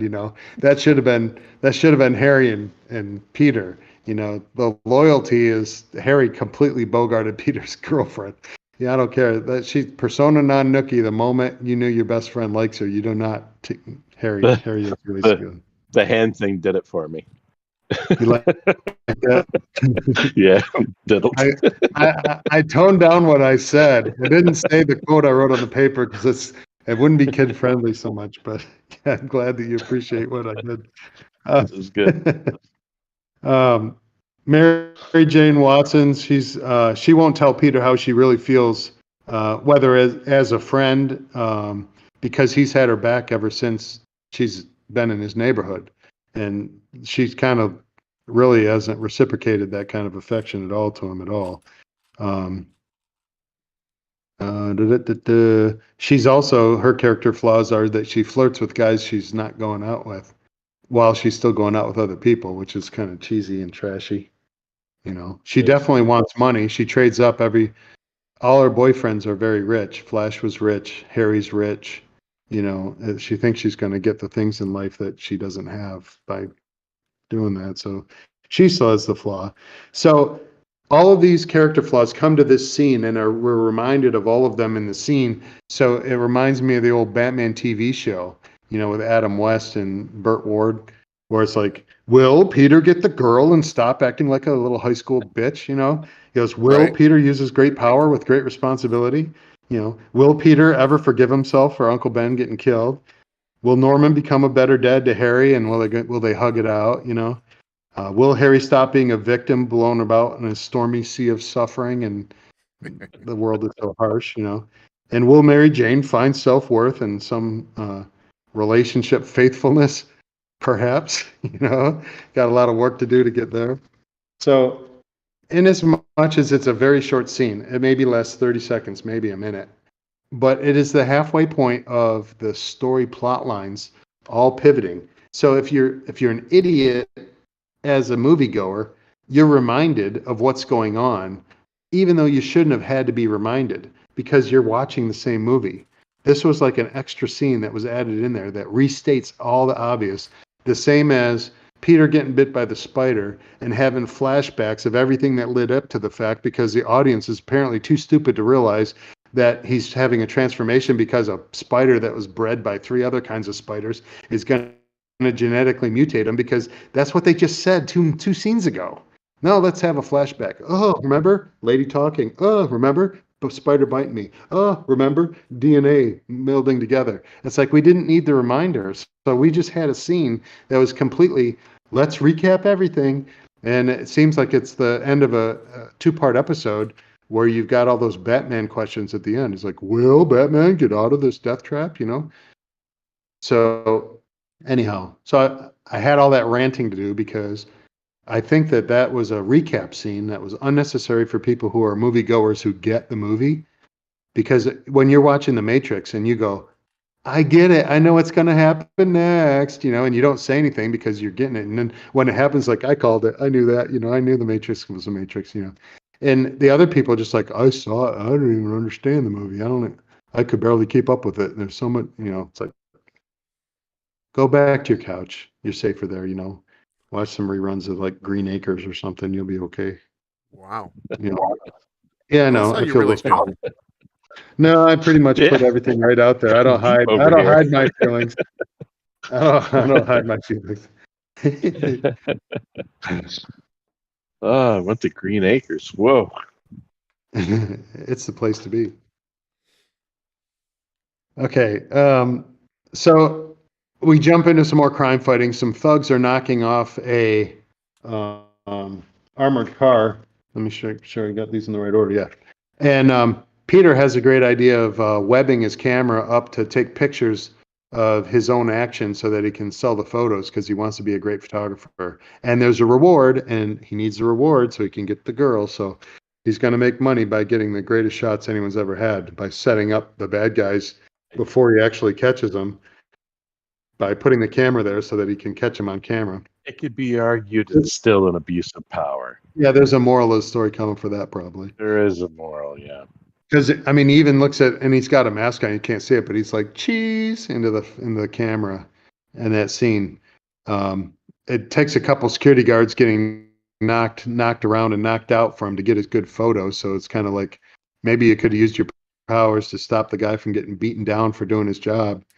You did catch the bad guys, I guess, and I think I don't know if that was the scene, but I think that might be the scene where he makes a full-size web and there's people all hanging up in the web when they get turned in. I think that was that scene. It might have been the early crime fighting scenes, but that was the first time we saw Spider-Man actually make a full spider web. So that was kind of cool. So he goes to sell his photos to J. Jonah Jameson at the Daily Bugle. And this is more great acting. I mean, he's looking in it and he's like, crap, mega crap, He goes, this is all crap. He goes, I'll give you $200 for all of it. And he goes, that seems a little low. He's like, take him somewhere else then. And then he starts to leave and he's like, sit down and give me that. And he goes, I'll give you $300, standard freelance fee. And he goes, tear up page 1, run this one instead. And Peter's kind of like, you just told me they were crap, and now it's going to be the front page paper, and you're giving me $300 lousy bucks.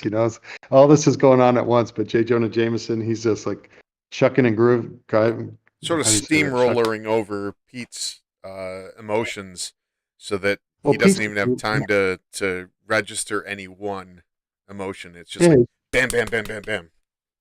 but J. Jonah Jameson's right. I mean, he's just a Yeah. kid. And he's bringing in photos. You get a freelance fee. What do you want? Grow up. This is the real world. Where real world things happen. So he goes, run this one instead. Tear up the headline. He goes, use this one: Spider-Man, hero or menace? Exclusive Daily Bugle photos.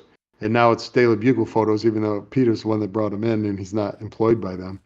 And Peter's like, menace? He was trying to protect that armored car. He's like, tell you what, Atticus, I'll write the headlines. You take the pictures. That's a great, great comeback. That Just is like, a great line. Yeah.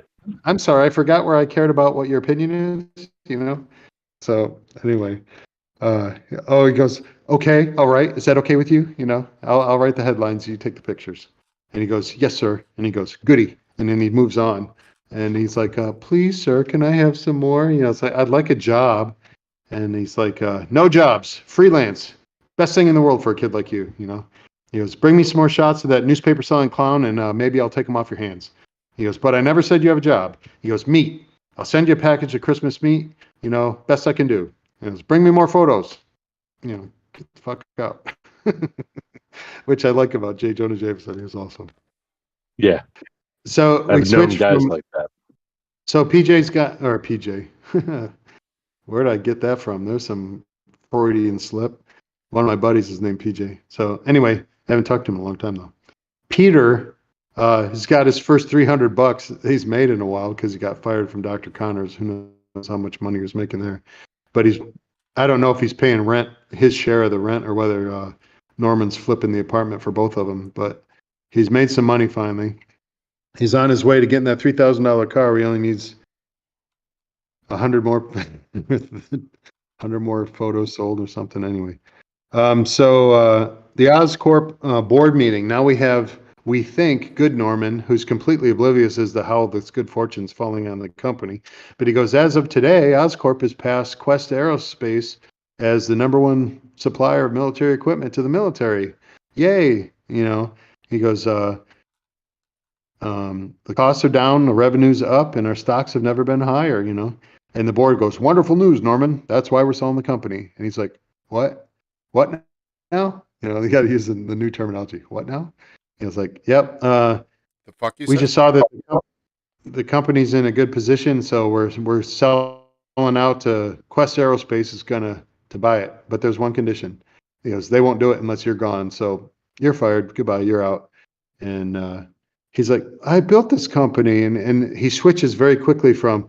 He's like, you can't do this to me. He goes, come on, I built this company. So he has a little bit of a, hey, here comes evil Norman. Whoa, back to good Norman. He goes, but evil Norman's right there waiting, And they go, no, we're going to announce it at the Unity Day Festival. And the deal's off without you. So you're out, Norman. And he goes, am I?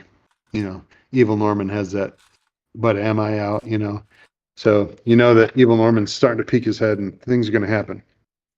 So we'll jump right into it. You guys stop me if you want to interrupt. Otherwise, we're never going to get to the end of this movie.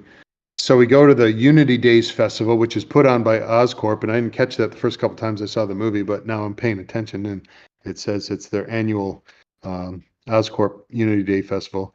You do see the Harry being kind of a jerk to MJ now. He's like, why aren't you wearing that black dress?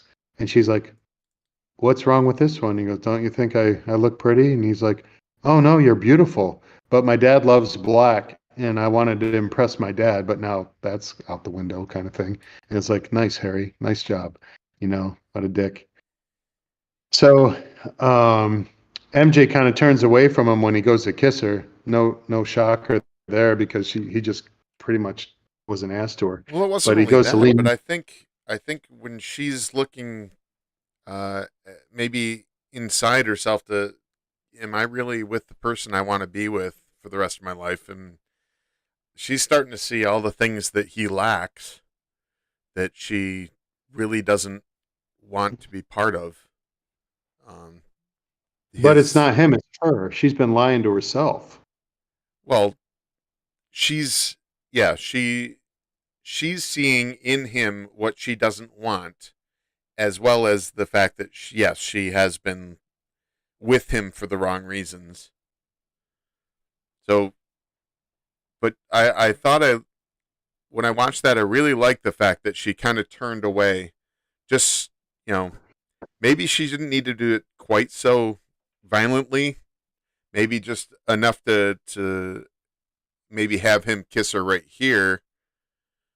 But she like really violently turned her head away. Like, no, I don't really want to kiss you at all.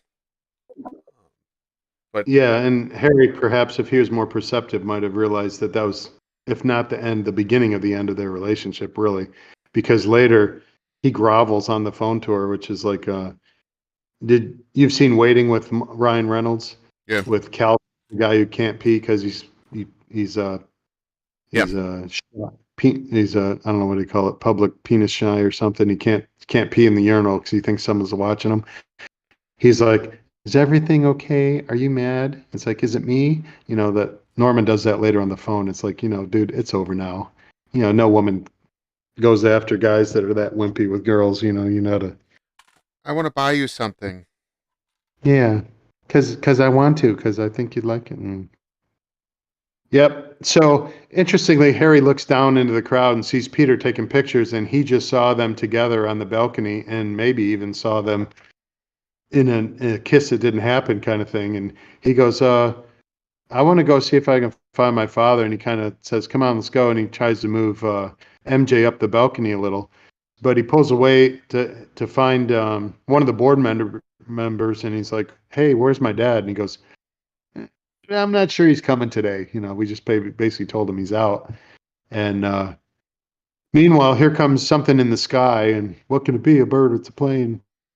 It's is this part of the festival? What is this? And the Green Goblin comes zooming in on his glider, and one of the board members is like, hey, that's our glider. It's hard to hear that, but if you watch it, you'll hear that someone recognizes that that's an Oscorp glider, and it had just been stolen, because remember when Harry comes in and finds Norman unconscious on the floor, and then all these lackeys from the company come in and say, hey, Dr. Strom is dead, and the glider's been stolen, and the power armor's been stolen, So the board members are aware that is Oscorp gear, and it comes swooping in, and one of them's like, hey, that's our glider. Well, I was surprised that Spidey's spider sense actually went off. Just because something was coming in, he stopped and turned and looked. I'm surprised that he actually, because nothing dangerous was happening at the time. But it was just coming in. That's Sirat from Rogue One. The Force moves darkly through someone who's about to kill. Spider Sense told him that here comes bad, because someone's coming here to kill. So it's like, I am one with the Force, and the Force is with me. Best so part if of you Rogue don't One. if you don't watch any movies, I can see where this is a really hard conversation to follow. I can see. We do reference a lot of other movies, yes. So let's talk about Pee Wee Herman. I'm sorry. I'm not sorry. I'm sorry. I'm not sorry. I'm not sorry. If you can't follow what we're saying, go watch some more movies, and then maybe you can enjoy life a little bit more. Because when you find the movie that speaks to you, that's a movie you want to watch more than once. Not once. Every time you want to feel that again or be reminded of what you like, then watch it again. You might watch something 10 times. Kids watch Pinocchio like 15 times in a row. It's like, why would you watch that? You're terrified every time the whale comes out and swallows Geppetto and swallows Pinocchio. And it's like, doesn't that give you nightmares? But they have to watch because it means something. They don't know what it means yet, but they know deep down that there's meaning there. And until you examine what the meaning of that movie is, you won't know either. But why is it people watch a wooden boy trying to become a real boy that dives into the water for a whale to swallow him to get his father back from the belly of the whale? It's like, where did reality take a back door? Because this isn't anything like who wrote this, But right. So anyway, we are way off the rails now. Where were we? So Green Goblin shows up. I don't know what train of thought we're on. It's lost. Yeah, he was coming in on the glider, Yep. And the general recognized the glider. Hey, that's our glider. Yep, and Green Goblin doesn't waste any time. He lobs some grenades onto the balcony. Now, luckily, MJ and Harry are a little bit away from where the board members are, because the board members were basically the target, and the grenades take out the balcony from above and below, and it starts collapsing. So they haven't all died yet, but it definitely knocked a bunch of them on their butts, including one of them is a wheelchair-bound board member, and he gets knocked off his wheelchair. MJ seems to get the worst peril because she gets flung to the front of the balcony, which is about to detach and fall to the street below. So we have some tension there, wondering whether she's going to be all right.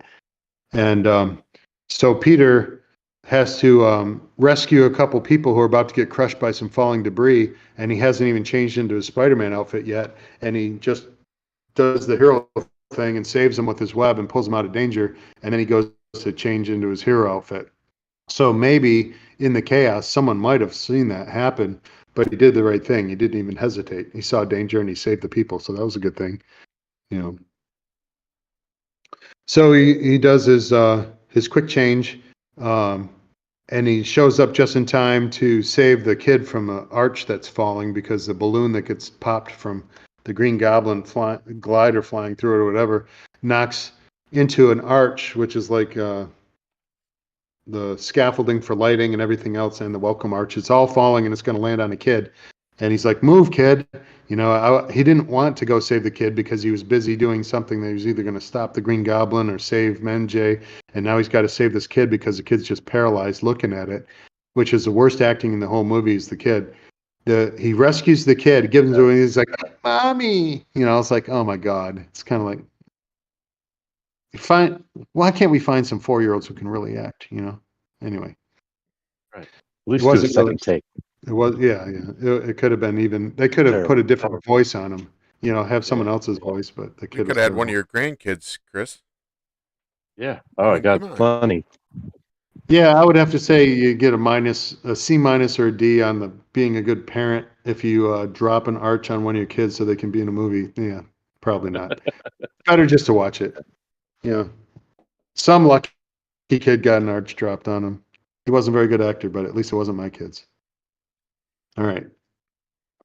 So we have a moral of the story here. Ding, ding, ding, ding, red print. So if a board member, if you're a board member, don't sell the company while shit-canning the founder of the company, or you get grenaded by a Green Goblin. So put that in your back pocket in case you need it, you know? Yeah. So Spidey saved them. Huh? It's a good thing. Write that down. Yeah. So Spidey saves MJ from falling. He dives after her, which defies some physics, but it's okay, I guess. She falls well before him. He just dives, but doesn't even push off, but somehow he passes her in the air, grabs her, throws up a web, and starts swinging away with her, and swings onto some rooftop where they have the first MJ being smitten with the Spider-Man moment. All right, hold on. I know you were trying to push us past this faster, but doing such a good job too.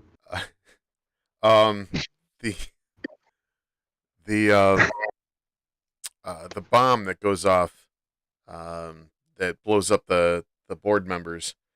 You guys aren't going to see that over here, but on the stream I have the special effects reminded me when I watched it of Mars Attacks, when the Martians would shoot and their bodies would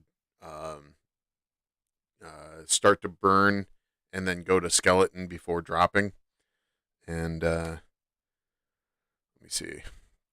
So this is the Mars Attacks picture that I have, and then this is the first. So you'll see it in the stream just a second, and then it goes to the skeleton after that. But it was completely reminiscent of Mars Attacks. And act. Terrible movie. I couldn't stand it, but I couldn't stand it for many reasons. But it was something I did see, so it did remind me of that. Anyway, sorry. So they're on the rooftop, and oh, that's good. That's good. So I forgot that you'd mentioned that. And And we had this discussion earlier that when you have a special effects team that you hired to do a certain effect and they don't do the whole movie, there's too much to do. So they might have one scene where they're in charge of that scene. And clearly the people who did the Mars Attacks movie are probably the exact same people who did the thing for this. So you'll see some movie magic tech show up in multiple movies and you go, hey, I recognize that, So that's where you saw that from. I get it. All right. So Harry seems to be on the phone with MJ about the attack. He's got a Band-Aid on his head because he took a fall. We didn't go through every little detail about the balcony scene, but basically Peter Parker, Spider-Man defeated the Green Goblin enough that he went away, although he accomplished all his goals, which was to take out the board members, and he did. So in as much as it would seem like Spider-Man won, the Green Goblin really won because he got everything he wanted, And he also discovered that, hey, maybe the Spider-Man is someone he wants to team up with because he noticed some skills.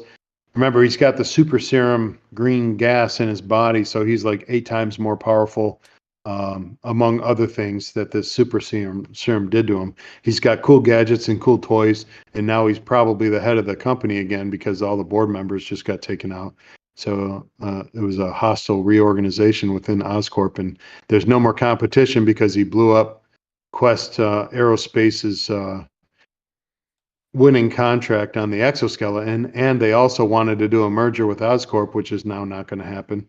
So Quest Aerospace is clearly number 2 again. If they weren't number 2, they're not going to be able to recover from that explosion of the exoskeleton. So Harry's on the phone with MJ, and he's doing this wimpy, the thing that doesn't make any woman want a guy in any way if they act like this is like, what do you mean he's incredible? You said he's incredible? And all the things that are Spider-Man is Spider-Man's amazing, Spider-Man's incredible, all the things that normally explain who he is. This is where incredible comes into the movie. So the heads off to the writers who said Spider-Man, amazing Spider-Man, incredible Spider-Man, all that. It's all kind of getting thrown in to the movie. So man card gets revoked from Harry for this phone conversation. It's like, did I do anything wrong? Are you mad? You okay? Okay, I'll talk to you later. Okay.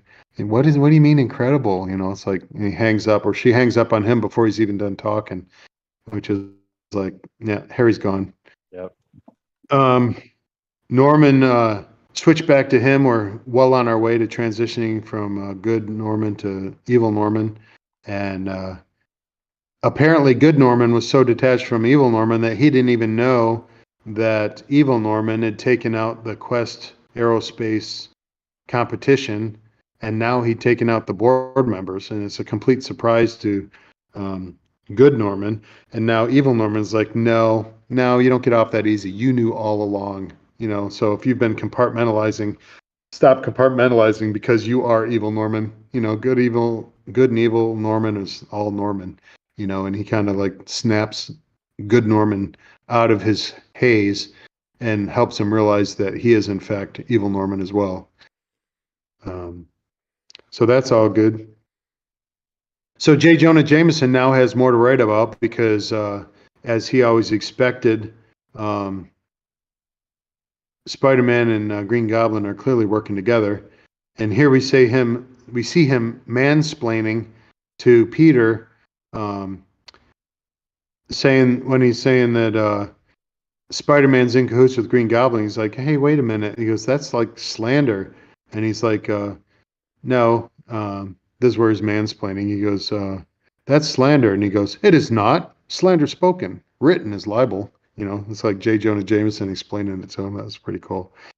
So Green Goblin shows up and he power chokes J. Jonah Jameson to have him give up the name of his photographer. And here's his hero moment because he never gives up his sources, like a good newspaper man never gives up his sources. And he goes, you're just going to have to kill me because I'm not telling you who my source is, which is, he didn't say that exactly, but basically that's what he was saying. He goes, you can do whatever you want, but I'm not giving up my source. He was literally standing in front of him. Right. He Yeah, could yeah. have It was easily a very said good that guy. moment. It was. Yeah. I can't say I dislike anything about J. Jonah Jameson in this movie. In this movie, I'm a big fan, and I really like the actor because, to tell you the And truth, he pulled off the hairdo. we know some things because we've seen some things. I'm just saying. So anyway, Dum, dum, dum, dum, dum, dum. so Spidey shows up and J. Jonah Jameson's like, I knew it. You guys are working together. Green Goblin and Spider-Man are in cahoots, basically. And Spidey shoots a web and closes J. Jonah Jameson's mouth. And he goes, "Hey, keep it quiet for a second. Let the big boys talk." Let the And let the parents talk. yeah, something like that. The parents are talking. That's what it was. Yeah. And they don't get to talk very long because the Green Goblin gasses Spider-Man and then kidnaps him. So Spidey's knocked out cold, and they end up on the roof, and really weird pose from the Green Goblin, kind of is kicking back like, we can work together. It's kind of weird. And he leans into him, and he's kind of like, I like you. We could do this. He goes, besides, anything a city likes more than a hero is to watch a hero fall. And so you can either you'll fail, you'll fall, or you'll die trying to be a hero, which is something we've seen in other superhero movies too. That they will turn on you, and that's true. They will. But so he says, "Join me. We can either work together, or we can keep killing people when we fight each other, because we can do this until we kill each other. Or you could just join me." So it seems like a legitimate psychopath wanting a partner. So maybe Peter could have joined him. I don't know. All right. Maybe one of the Yeah. multiverse Spider-Man actually did join him. Yeah, it's sort of like those memes about Star Wars. If they just did something different, it would like end credits. It Yeah. would have ended the whole movie if it went the other way. So I like that. So we have another moment here with MJ and Peter, and this is the part that's it's really kind of cheesy to me. It's a reminiscent of, and I don't know. I have to think which one. I think Starship Troopers came first, but it's reminiscent of Carmen. You're supposed to say slut. Carmen from Slut, yeah. Starship Troopers when she's flirting with Xander on the bridge of their ship when she's still with Rico, and she's like, "Well, you know what I want," or he goes, "You know what I want," and she's like, "No, what do you want?" It's like that kind of a flirty thing. This is about to happen with MJ and Peter, and she's still currently with Harry. They haven't broken up or anything, but.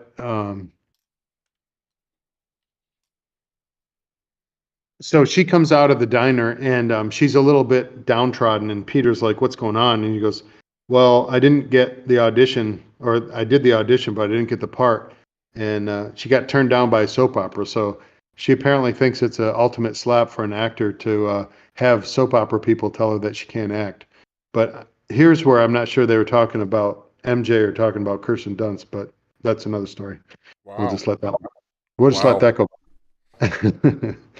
She can tap dance. I'm just saying. All right. I don't know if you've seen that movie. Did you watch the one where she's in a pageant? It's like a Little Miss teenage princess pageant kind of thing. It's a comedy. Funny movie. I'll get you the name of it. But she's a tap dancing makeup artist that makes up morgue bodies before they have their funeral service, and that's her talent. Basically, is the tap dancing thing. But actually Carmen from Starship Troopers is the other main character, and she's kind of a little biatch, and her mother's rigs the whole competition because her mother used to win that award when she was younger, and Kirsten Dunst, trailer park trash kind of character that works in a morgue putting makeup on bodies, and the whole movie's about that. Her mom gets in, and the trailer explodes because the bad people of the movie are trying to win the competition, so they blow up the house, and her mom's in it, and it fuses a beer can to her hand. So for the whole rest of the movie, she's walking around with the beer can fused to her hand, which is hilarious. It's a funny movie, but. And you don't know the name of it. I'll think of it. It's some kind of pageant movie. I'll get it. I'll think of it. Maybe by the end, or I'll look it up while someone else is talking. Who knows? But we're here, and we get MJ telling Peter. He goes, "Well, that." He says something like, "It's none of my business," and she goes, "Isn't it?" And he's like, "Well, I'm not interested." And she goes, "You're not?" So she's like doing this whole really seductive, slutty exchange between Peter and her, and she's still currently going out with Harry. So this is kind of really kind of cheesy behavior from MJ, I think. And then he goes, "Well, let me take you out for a burger. I've got $7.60. We could go get a burger." And she's like, "Oh, I'd love to, but I can't. I'm going out to dinner with Harry. You should come with us." Yeah, that's not awkward sauce. Hey, come on, Peter. She was flirting with. I mean, maybe we could play footsie under the table while we're eating dinner with Harry that he's going to pay for. Like, that's not inappropriate, So, yeah, slut. So now you got Carmen, slut, and it's like MJ, slut. Yeah. Drop Dead Gorgeous. Drop Dead Gorgeous. You looked it up. You cheated. Mm-hmm. It's a funny movie. I mean, the reigning champion who's in all the parades and waving because there's going to be someone's going to take the crown from her. She's in a wheelchair because she's completely anorexic. I mean, she doesn't eat, so she's like a skin and bones. And there's so many funny things, like lights fall from the ceiling in takeout competition. One girl's a farm girl, and she gets blown up on her tractor. And it's all the mothers trying to relive her childhood through Carmen. What's her name? Denise Richards. So Denise Richards is not the bad person. Her mom is the bad person in the whole movie. It's pretty funny. It's a spoof off of pageants, kind of like Talladega Nights is a spoof off of NASCAR. It's the same thing, same kind of humor. Great. So he decides not to go to dinner with his best friend and her girlfriend while his girlfriend's hitting on him in this outside the diner. And she goes around the corner, and some guys are like, "Hey, look at that!" And they follow her into the alley, and he's like, "Uh-oh, bad guys are following my crush into the alley." So he shows up as Spider-Man, and he takes out all these muggers. And I didn't catch how his mask comes off. Maybe they pull it off, or maybe he didn't get fully dressed. Put it on. Yeah, so I don't know. He almost gets seen by MJ without his mask on. It's pouring down rain. It's dark in the alley, so he gets away with taking out all the bad guys without being seen. And as she closes in on him so he can't be seen without his mask on, he ducks around the corner. She comes around the corner, looks for him, can't find him anywhere. And this is the whole wet t-shirt competition scene too. FYI, if you haven't seen the movie, go. This is the scene. So she can't find him anywhere. Headlights and then in the rain. Headlights in the rain. Yeah, it's cold. That's cold rain. Anyway, so Spider-Man comes down upside down with his knees bowed out in that hole. I'm hanging from my web, spinning a web thing, and pulls down behind her, and basically, here I am kind of thing. And they do some more flirting here, and she says, "You're amazing," because you have to put amazing next to Spider-Man because that's how they wrote it in the comic. You're amazing. And he goes, "Well, it's nice to have a fan because J. Jonah Jameson is putting him on the headline of all the papers saying he's in on it with the Green Goblin. He's a vigilante. He's not a good guy. Half of the city maybe aren't on his side yet. So he doesn't have a ton of fans. He has some fans. But clearly MJ thinks she's his fan and tells him. And he rescued her from the balcony. And they had a flirty moment before he left her up on top of that building from saving her at the festival. Now that's the second time he saved her life. And so he says, "It's nice to have a fan." And she goes, "Well, do I get to say thank you this time?" And it looks like she's going to pull his mask off, but he's like, "Wait." And so she doesn't pull it all the way off. She just pulls it to uncover his mouth so that they can have this passionate upside down kiss. Slut. Slut, yes. So when you said that, it didn't come through the speakers. So I just heard of what? Sorry, Or and I slut. didn't know you said slut. Okay, I get you. So here she is dating Harry, flirting with Peter, and kissing Spider-Man. So she's clearly, apparently, got her priorities straight, and I just don't see why her priorities are working great right now because she's got 3 guys that all like her. Anyway, so there's a meme that I really like. It's got Spider-Man hanging upside down and kissing MJ, and the web breaks, and he lands on his head. And the next scene, he's wearing one of those helmets that they put on kids who've had brain surgery or something, so they don't hurt themselves. So he's wearing a helmet, and he's like drooling, and he's coloring with crayons, and he's holding the crayons like this because he dropped on his head. It's a great cartoon. Anyway, I'm twisted. I know. That's okay. I'm married. I don't have to put myself out on the market to see if anyone would think, uh-oh, did we just lose a video? No, you're good. Okay. You do that every time every time that happens. Well, I just didn't want to talk into dead space if it was over. No, you're good. All right. So we're gonna march through here. We're actually down to no. We have 3 pages left to go out of like 13.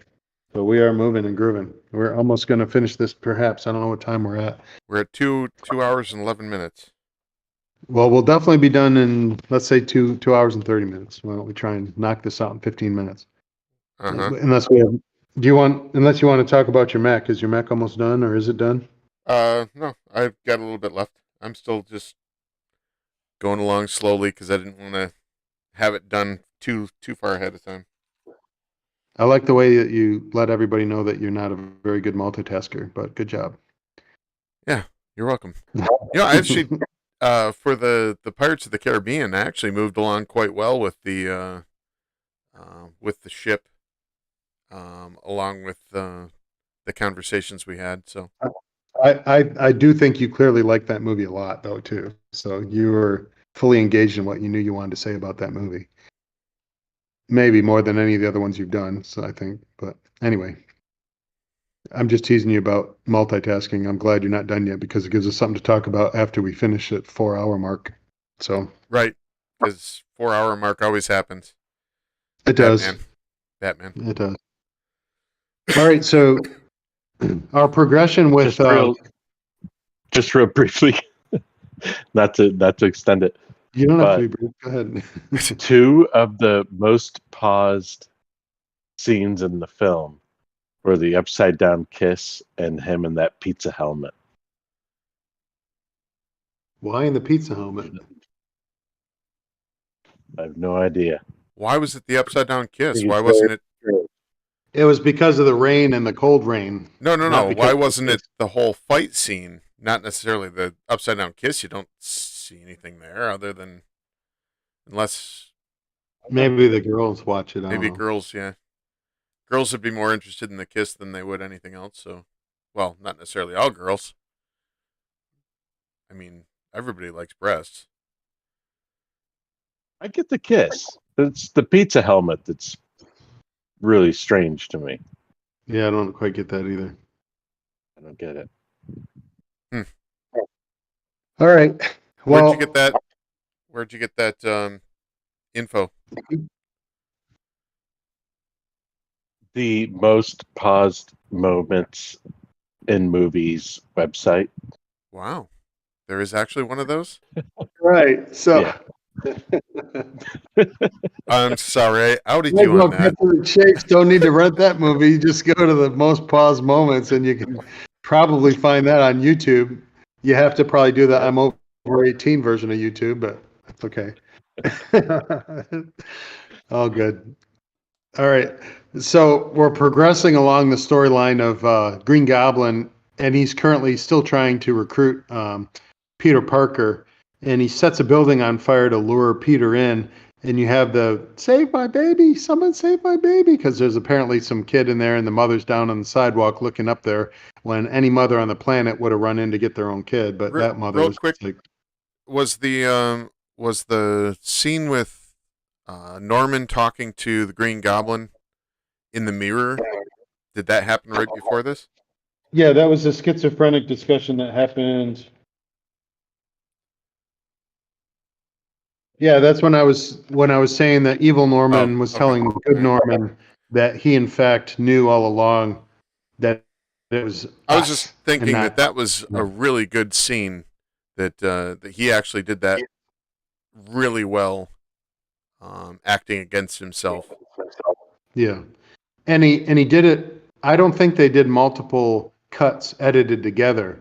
He was talking, and then he'd use the Yeah. other voice, and they would just change which camera was showing either him from behind as good Norman or his reflection as evil Norman replying in the mirror.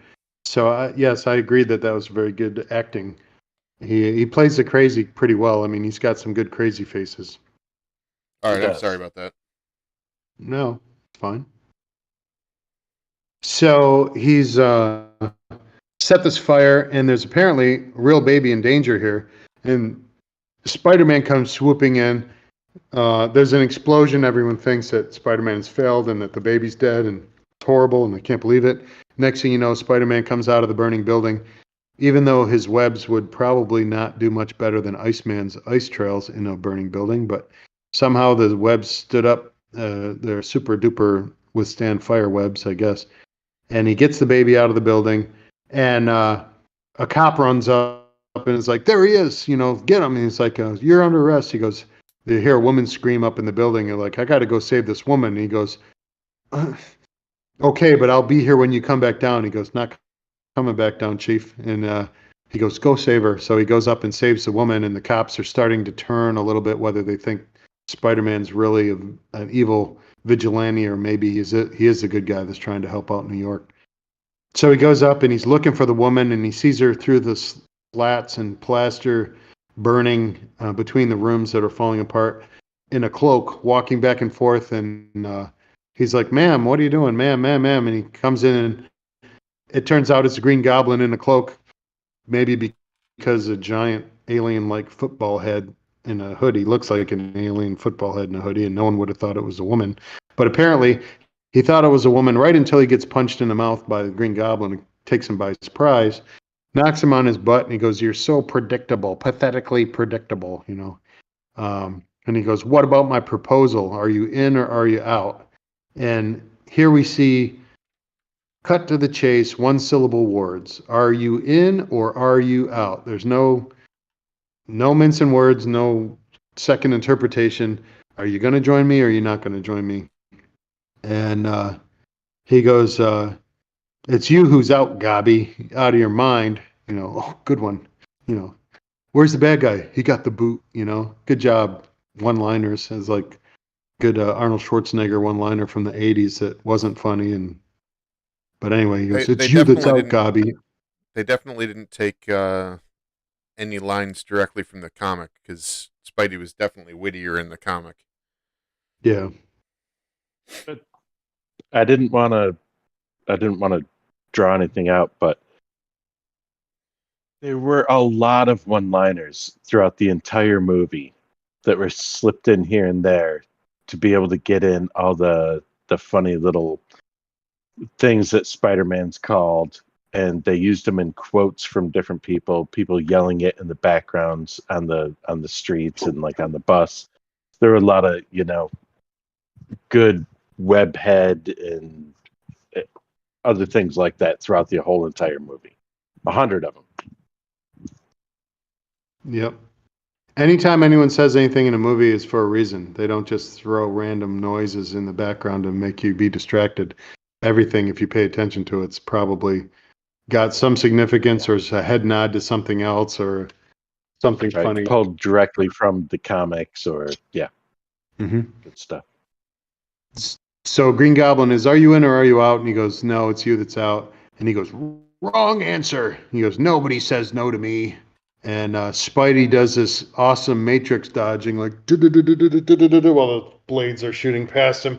And apparently the Green Goblin has batarangs that he's throwing, and Spidey dodges a bunch of them, but one of them actually catches him in the arm and slices his arm a little bit. Um, But he gets away, and the Green Goblin's left sitting there looking at an empty, burning room, and Spider-Man's no longer in there. Then we change scenes, and we see That- Norman kind of groggy. That Moments later, scene Huh? with the fire though was done really well since it was all practical and not CGI. It was more believable than a lot of the CGI crap that we have going on now in some of the newer movies. it also makes you wonder whether they had something going on to keep the stuntmen safe, because that flame is radiant heat, and that's hot to be in a room that's all on fire. I don't know if they were pumping cold air through their suits or blowing cold air through them, even though it looked like the room was on fire. Maybe they were getting cold air, but Raimi that's said the stuntmen did a great job of that, setting that all up and making sure everybody was safe all the way through it. So whatever they'd done, the stuntmen were all over it, making sure it was good and safe. But I just wanted to point out that it looked good because it was real. It was practical. Well, they did a good job with the Matrix type animation of all those flying slicers, batarangs, whatever you want to call them. They did a good job with it too. It actually looked like one of those Matrix dodging bullet kind of scenes, and it was pretty good. But Norman is now shaking off the, oh, where am I, as he's walking up the stairs to Thanksgiving dinner, as if he doesn't even know how he got there kind of thing. But maybe this is the remnant little bit of good Norman that's left in him or something. But he looks groggy as he's on his way up the stairs, and apparently he's showing up to dinner with Aunt May and Harry and MJ, and Peter's supposed to be there too. MJ in this scene is wearing a black dress to impress Daddy Norman. So apparently, and I think they even mention it, like, nice dress, or you look great or something. But basically the shallowness of Norman liking black dresses, don't know what that's about, but she made an effort this time instead of that Oriental dress she wore to the festival that was against Harry's wishes. Peter comes in late, but that's what Peter does, because Peter's always late. He swings into the upstairs loft, and he's hiding in the ceiling because everyone hears. It's like a studio apartment. Everyone hears something's going on upstairs, and they go up to, maybe Peter's already here. I didn't hear him come in, so they go up and look, and they don't find anything. And Norman goes up there to him, and when they decide there's nobody there, they turn to leave, and Spider-Man hanging from the ceiling with his hands in a reverse spider position. I don't know if that's something, the Kama Sutra thing or something. I don't know. But Reverse spider? He's in a reverse spider, and his arm, he's been sliced by the Green Goblin's blades, drips a drop of blood, and it just misses Norman, but lands on the ground. And with his heightened senses or whatever that he's got from his Green Goblin juice that he inhaled in the chamber, he apparently hears that, and he looks down and sees the blood, and he touches it, and he's like, somebody is here, kind of thing. And he just got done battling Spider-Man, so maybe he thinks that Spider-Man followed him into this alter ego Norman what is it? Osborn. Osborn. I was thinking Norman Oscorp. That's not right. Norman Osborn. So maybe he followed him there. So he's got this sneer like, there's blood here, and it's probably from the guy I just fought. So he walks away. He looks around the ceiling, and Spider-Man's already gone. He's hanging out under the balcony outside the window. He got away without being seen. And as soon as they go back inside, he's knocking on the door, kind of like the way Clark Kent shows up in two places at once, so no one knows that he's really Superman. He'll fly away on the left, and on the right, he's already knocking on the door to walk in as Clark Kent, and same sort of thing. And there's actually a kind of funny line. Peter goes, I had to beat off a lady with a stick to get this cranberry sauce because it's Thanksgiving, and you probably got empty shelves for anything that's Thanksgiving. More now, if it was a movie about nowadays, with the empty shelves and the beating off a lady. But we're all good because Pete Buttigieg was taking baby leave, so that's why we don't have cranberry sauce on the shelves, but that's okay. All right, I digress. So Spidey comes in. I had to beat off a lady with a stick to get this cranberry sauce. they go to sit down at the table, and evil Norman shows his face when Norman reaches to try a taste of the food before they all sit down. And we call it grazing. I don't know. Does everyone call it grazing when you pick food off the table before you say grace and all that? Do you guys call it grazing? In the military, No. it's called grazing. You're not allowed to touch what's on the table until it's time to. When the captain starts eating or whatever the deal is. I've got another thing to say about that too. Okay.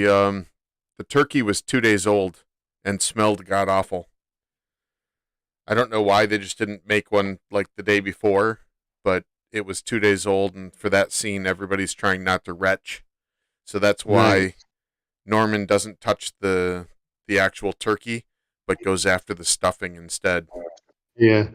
So he goes to pinch the stuffing, and he gets swatted in the hand by Aunt May, and all of a sudden, evil Norman comes out. It's like, what do you, and then he kind of calms down and takes a deep breath, and he doesn't berserk rage on Aunt May for slapping.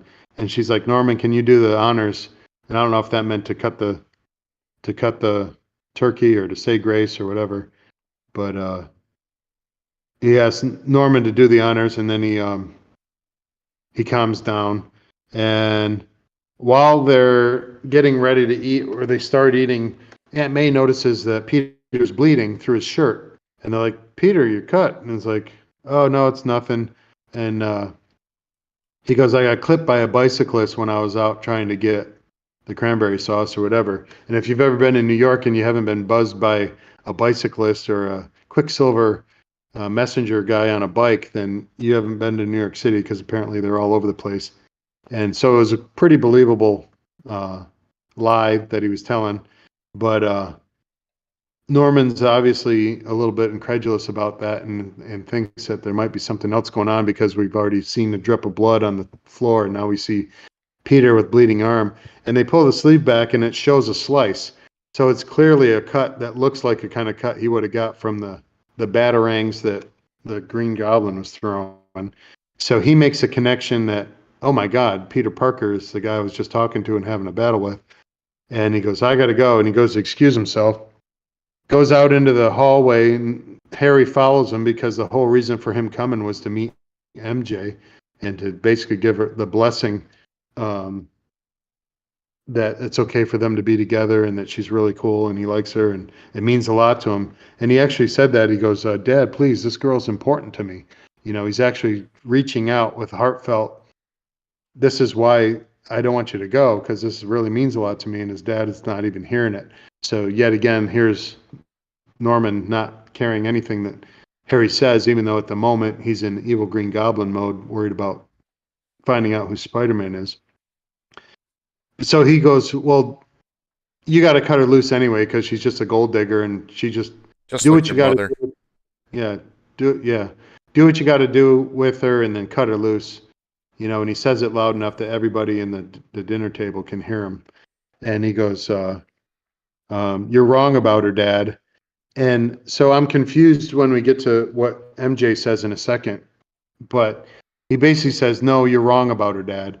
And as soon as he walks back in and Norman storms away, MJ's already picking up her stuff to leave. And she's like, thanks for defending me, Harry. And I don't know if she thought that he did a bad job defending her, or if she was actually thanking him for defending her, because he did defend her. He said, no, she's not like that, But he comes in and is like, you heard that? And he goes, everybody heard it. And she basically is like, what a jerk. Everyone's like, what a jerk. And he's like, don't say that about my father. He's a great man. You don't know anything. And he goes into his defense mode, which is clearly the things he tells himself every day when he's disappointed by his dad's behavior. And it's all coming out because it's been memorized in his head, because those are the excuses he keeps his sanity by telling himself that he's a great man and he's got a lot going on, and that's why he doesn't care about me, and that's why he snapped at you. But don't you dare say a thing about my awesome dad. That's how I read it. Yeah.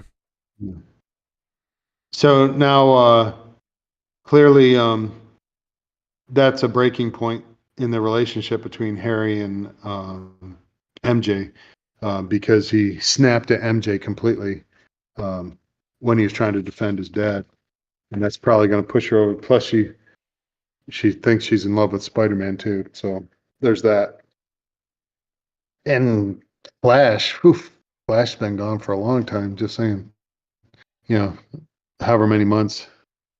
But so now we have another schizophrenic Norman arguing with himself that we need to do something about this Spider-Man thing. We're gonna instruct him in matters of loss and pain. And how do you do that? It's like you go for the heart, and where the heart is the people that depend on him and that he loves. So he decides to go after Aunt May. And so Aunt May is saying the Lord's Prayer, kneeling by her bedside before she's going to go to sleep, because that's what good people do, apparently. And the wall explodes and she gets knocked on the ground, and there's explosion, fire blowing her hair, and everything's blowing around.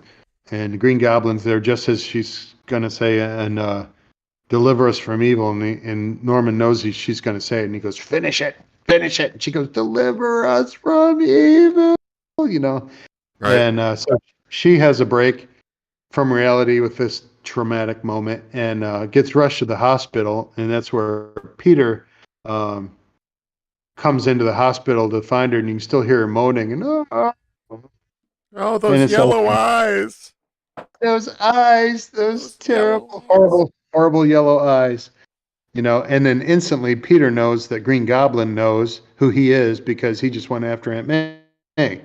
All right. So he dutifully and responsibly, as Uncle Ben would be proud, stays by her bedside and holds her hand, and is going to watch by her, because now she's vulnerable to enemies attacking her because they know who Spider-Man is.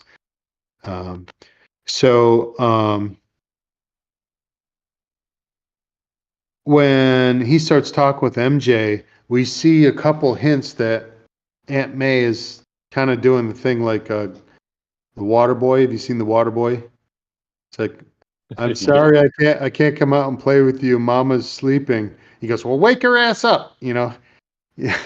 So he goes, I got to sit by Aunt May's bedside, and MJ comes in, and you kind of see Aunt May grabs Peter's hand and holds it. So even though she looks like she might be sleeping, she consciously grabs his hand.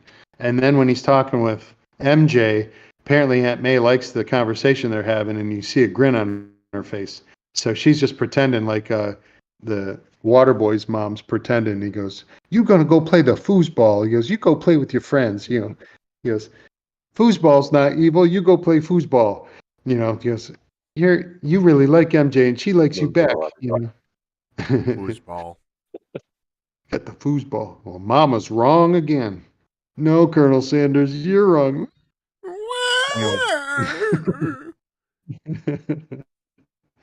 So Aunt May's like, you go and be with MJ. Play the foosball with MJ. Anyway, so unofficial photographer of Spider-Man tells MJ a completely fabricated story about a conversation he had with Spider-Man about her. And as if Spider-Man wanted to know about MJ, and he was telling Spider-Man about how great she was, she realizes that Peter Parker actually thinks she's pretty great. Like, this is the mushiest scene, and it's not badly done if you're into mushy things. I was kind of like, it's a little bit over the top gooey for me, but he says some good things. But it was still written better than George Lucas can write a love scene. But it's absolutely still pretty bad.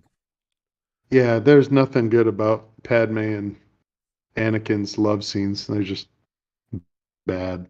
But he says the great thing about MJ is that when you look into her eyes and she's looking back into yours, that kind of stuff. That's like gooey stuff. And this is a turning point for MJ's love from Spider-Man to realizing that maybe there's something there for Peter, and it's real, and it's not fake, and it's not puppy dog love, and it's not hero worship, and it's not money worship, and it's not all the lies she tells herself. She's actually starting to realize that maybe Peter sees her in a way that makes her feel good, because he genuinely cares about her. So this is the beginning of her being a little bit conflicted between Spider-Man or Peter. And Aunt May's eyes are closed here, but after all this gooey stuff, she smiles. So it's like, yeah, somebody's faking being asleep, just saying. But this is where I go, I'm sorry I can't come out to play with you, Green Goblin. Mom is sleeping. Well, wake her ass up. I wrote the notes on no thing, so. Nice.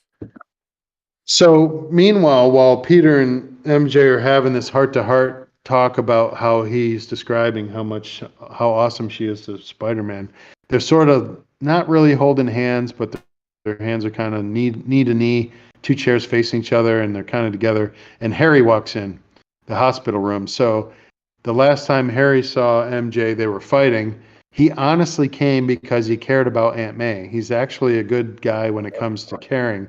And he came in, and but the moment that he sees them together, he knows that that's over for them. They're not together. And he goes back to the mansion where Norman is, and he's all butthurt about the betrayal of Harry. You hear maniacal laughing in the background. There's something going on and he's trying to figure out what's happening, and he tries to find his dad. Hold on one second.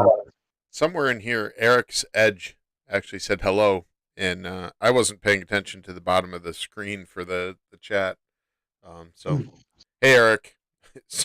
Sorry I missed your chat. So to look at chat, I have to look completely down, like 3 feet away at the other computer monitor. So I'm as guilty as you not watching the chat room. Sorry about that. But nice to see you, Eric. Yeah, we're passionate about what we're saying, and we're apparently got blinders on, and we're fully focused on ignoring the rest of the world while we're doing this. Sorry. So he comes in, he's like, you were right, Dad. You're right about everything. She's in love with Peter. And here we have another parallel with Starship Troopers. I can't get away from it. Rico calling back his dad. And he goes, you were right, Dad. I was an idiot. And he goes, I just want to come home. Maybe we can go to Zagama Beach. I don't know. It's same sort of thing. He goes, Harry says to Norman, you were right. She's in love with Peter. And he actually has a good moment worth here. It. Huh? She ain't worth it. Yeah. He has a good moment with his dad finally, and he's like, I'm so sorry. He goes, I haven't always been there for you, have I? He goes, I'm going to make it up to you. He goes, I'm going to rectify certain inequities, because he knows that Peter, who's now with MJ, is actually Spider-Man, and he's going to rectify some equities between him refusing to join him in his evil Green Goblin world, and he just attacked Aunt May to get to Spider-Man, because you go for loss and pain if you can take out your bad guys. And the next loss and pain is apparently he loves MJ and MJ loves Spider-Man, so she's the next target. It all kind of clicks in Harry's mind, but in Norman's mind. But Norman gives Harry a hug here. So we actually have a connection between Harry and Norman, even though it's twisted evil Norman. I mean, it's still his dad, and they're having a moment, which is more moment than they've had in a long time, at least in the movie that we've seen. Keep looking back in my notes. My baby's going to play foosball. All right. Aunt May wakes up in the hospital bed and tries to send Peter home. And it's funny. Have you seen Sky High? We keep bringing in all these other movies, but yes, absolutely. So I watched that movie maybe 20 times. I'm not embarrassed to say that there's a lot of good. I've seen it a bunch myself. There's a bunch. And if you've got grandkids, let them watch as many times as they want. It's got some good messages in that movie. And if you're ever interested there, we could do that movie, because we could talk for 4 hours about that movie. That's a good movie. Yeah. Todd, it's not hard for us to talk 4 hours about any topic, so... Don't ruin my moment. I like Sky High, and you're making it seem what I'm saying is we could probably make it 6 hours. Okay, good save. Yeah, we'll let that girl is Killer Frost from The Flash. Yeah. Are you talking about Royal Pain? The girlfriend. The girlfriend, equivalent of Ivy. Oh, you're talking about the redhead. Yeah. Yeah. Well, the Royal Pain, the bad girl, that's Bruce Willis's daughter in the Die Hard movies, and it's also Kate from the latest movie where she's an assassin, and that is a great movie. If you have not watched Kate, put it on your watch list. I It's haven't. good. That one All you right. could See, watch. you're okay. You could watch that tomorrow, and you'd say, Todd was right. I'm not right about You're very many okay. things. Well, if I watch it next week, will I still say Todd is right? Yes, you still will. All right. But I'll be very disappointed that you waited a whole week, but that's okay. Hey, I got Jaws tomorrow. I know you do. And I'll watch it. I'll be there. I'll try not to distract you with chat, but I'll be there. I have no problem with distraction of chat. It's just there's been so little chat lately that I haven't noticed Eric when he showed up. And yeah. So hopefully he makes another comment because I'd love to hear him say something we can talk about. That'd be cool. Please do so if you're still there. But in Sky High, the principal of Sky High is Linda Carter, who was Wonder Woman. Yes. And at the end, when the bad guys get locked up, the spoiler alert, she's like, I've done everything I can for you. I'm not Wonder Woman, and she walks out. And that's quite funny because most of the kids have no idea that she was Wonder Woman, and so Aunt May tells Peter Pan, he goes, you can't do everything. You're not Superman, and it just made me think of, I can't do everything. I'm not Wonder Woman, it just seemed like that sort of funny quip one-liner is, maybe it's so common thing to say in a superhero movie, because they're not mentioning any of the other universe superheroes, but it's funny that it's a crossover between DC and Marvel to mention someone from a DC universe. You're so dark. Are you from the DC universe? Yeah. But so we've had a crossover with you're not Superman, So Aunt May reminds Peter that he's been smitten with MJ since he was 6 years old, and apparently Peter said, "Aunt May, is that an angel?" when he was a little kid, and it's like, there you go for Anakin. He goes, "Are you an angel?" My Yeah. mommy said, whatever. Mhm. That was so hard to watch some of those Anakin moments, but I'm thinking he's feeling justified because apparently he had a pretty good showing in the Obi-Wan series, which is not something we'll go into right now, but apparently Anakin's out of the freezer that he was in for the terrible writing, which caused him to have to do terrible acting in the second trilogy. Apparently he's out of that freezer and now he's accepted more because of the way that the post-production Obi-Wan series is. They might do more spin-offs. And there's a meme that's like, hey, maybe they'll do a Anakin spin-off now. It's like, every single Star Wars thing has been an Anakin movie. What do you mean a spin-off? Right. It's all about you, even the Rebels and Clone Wars and everything's been about Anakin. I don't get it. But anyway. All right.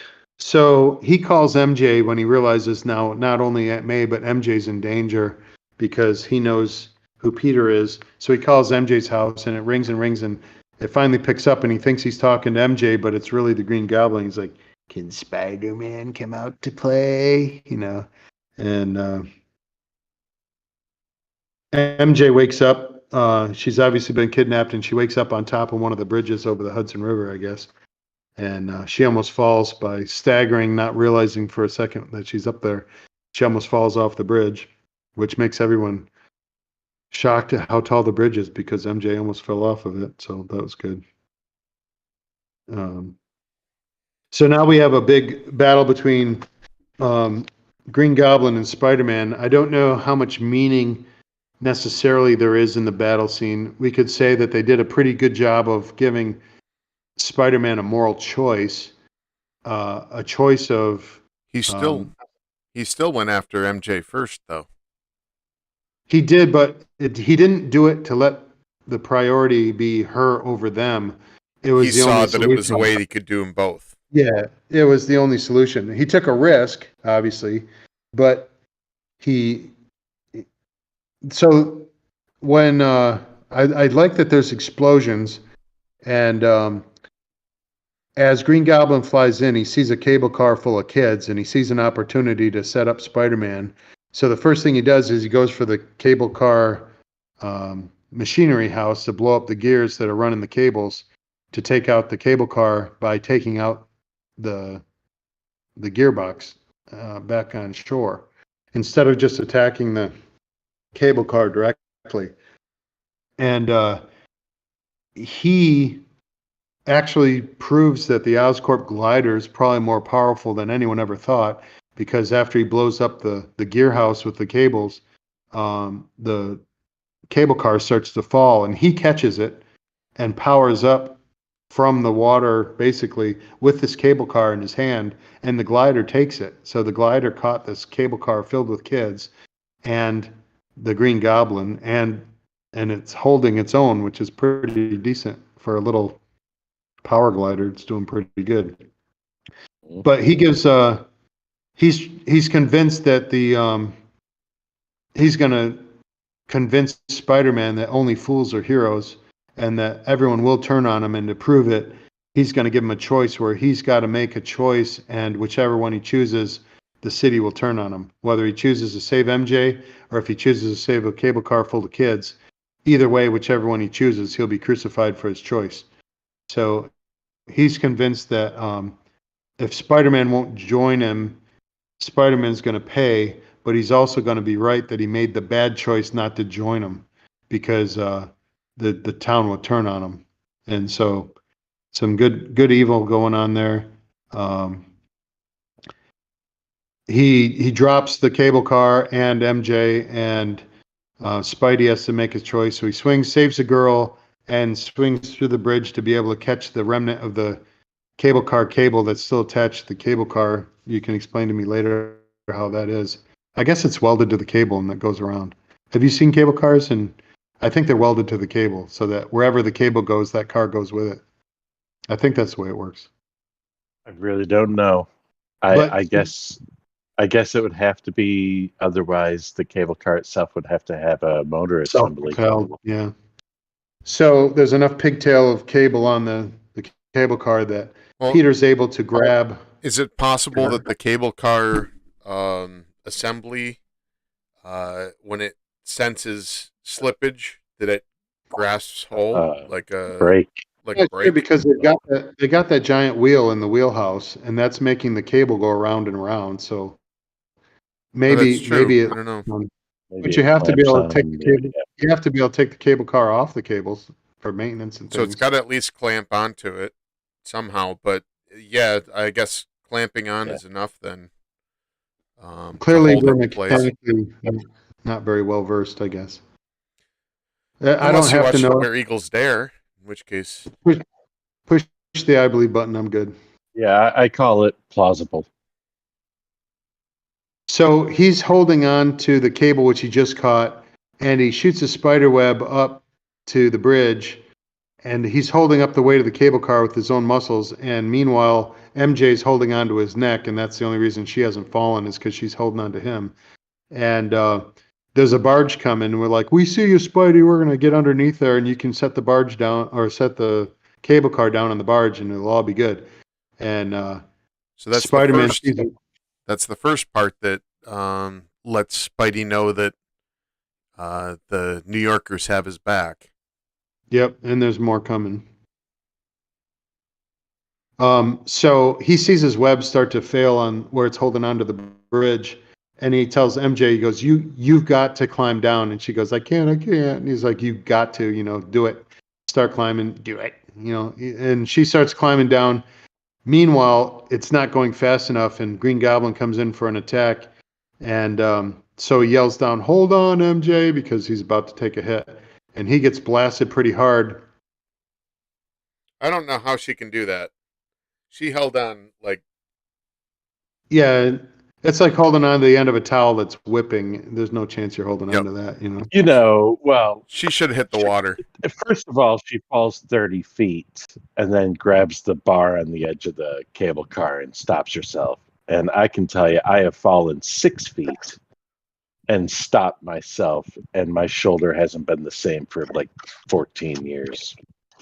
Yeah.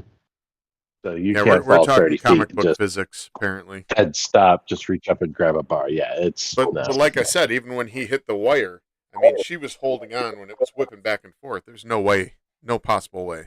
Yeah. Well, yeah, the moment he caught the cable car, she wouldn't have been able to hold on to his neck either. It seems a little implausible, but hey, it's a comic book story, so it's all And good. the disbelief, yeah, acceptable. So the Green Goblin, well, the guys from the barge are like, he's not going to make it, and they go, he's going to make it. You know, there's the New Yorkers being converted a little bit, and Green Goblin goes, it's time to die, and all of a sudden he starts getting hit by people on the bridge are all coming to Spidey's rescue and throwing stuff at him, and he's like, I got something for your ass, you know, and he throws stuff at him, and it's like, you pick on one of us, you pick on all of us, you know, we're New Yorkers and we stick together. And he's trying to save kids in a cable car. What are you doing trying to take them out, you jerk, you know? So New York is starting to turn.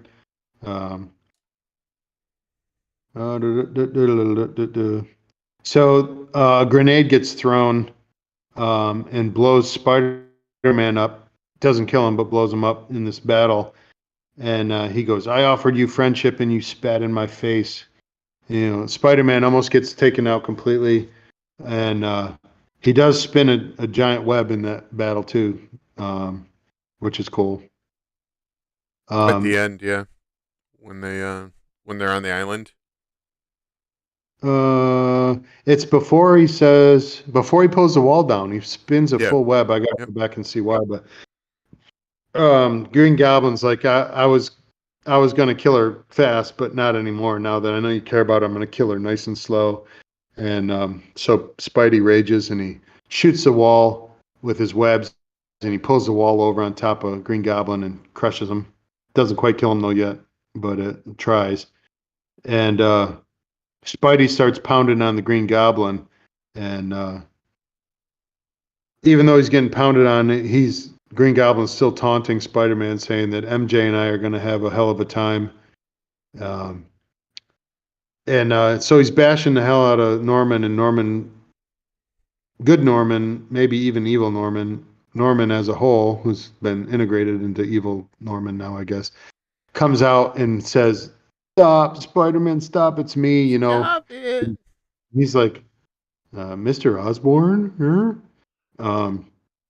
He realizes now for the first time that it's Harry's dad who's the Green Goblin, so it's a shocker to him. It probably could have been maybe slipped past the audience if they hadn't showed his conversion into evil Norman the whole time. So we knew since the first glider appearance that Norman Osborn was the Green Goblin, but Peter now at the end of the movie is completely flabbergasted that his best friend is or his best friend's dad is the bad guy. So he's pulling one over on Peter, saying, "Stop, please." And thank God for you, Spider-Man. And it's like, I'm bad and I need help. You know, you got to help me. Meanwhile, he's gotten the glider coming up behind Peter with the blades. Huh? Spank me. We've been bad. Monty Python. Yeah. Oh, so it's We funny you all said need to that, be 'cause spanked. I made a note here, and so Peter's realizing that Norman's not a good person because he's a Green Goblin too, and he's like, you can't win because you're bad, and the good always wins over the bad, you know. So,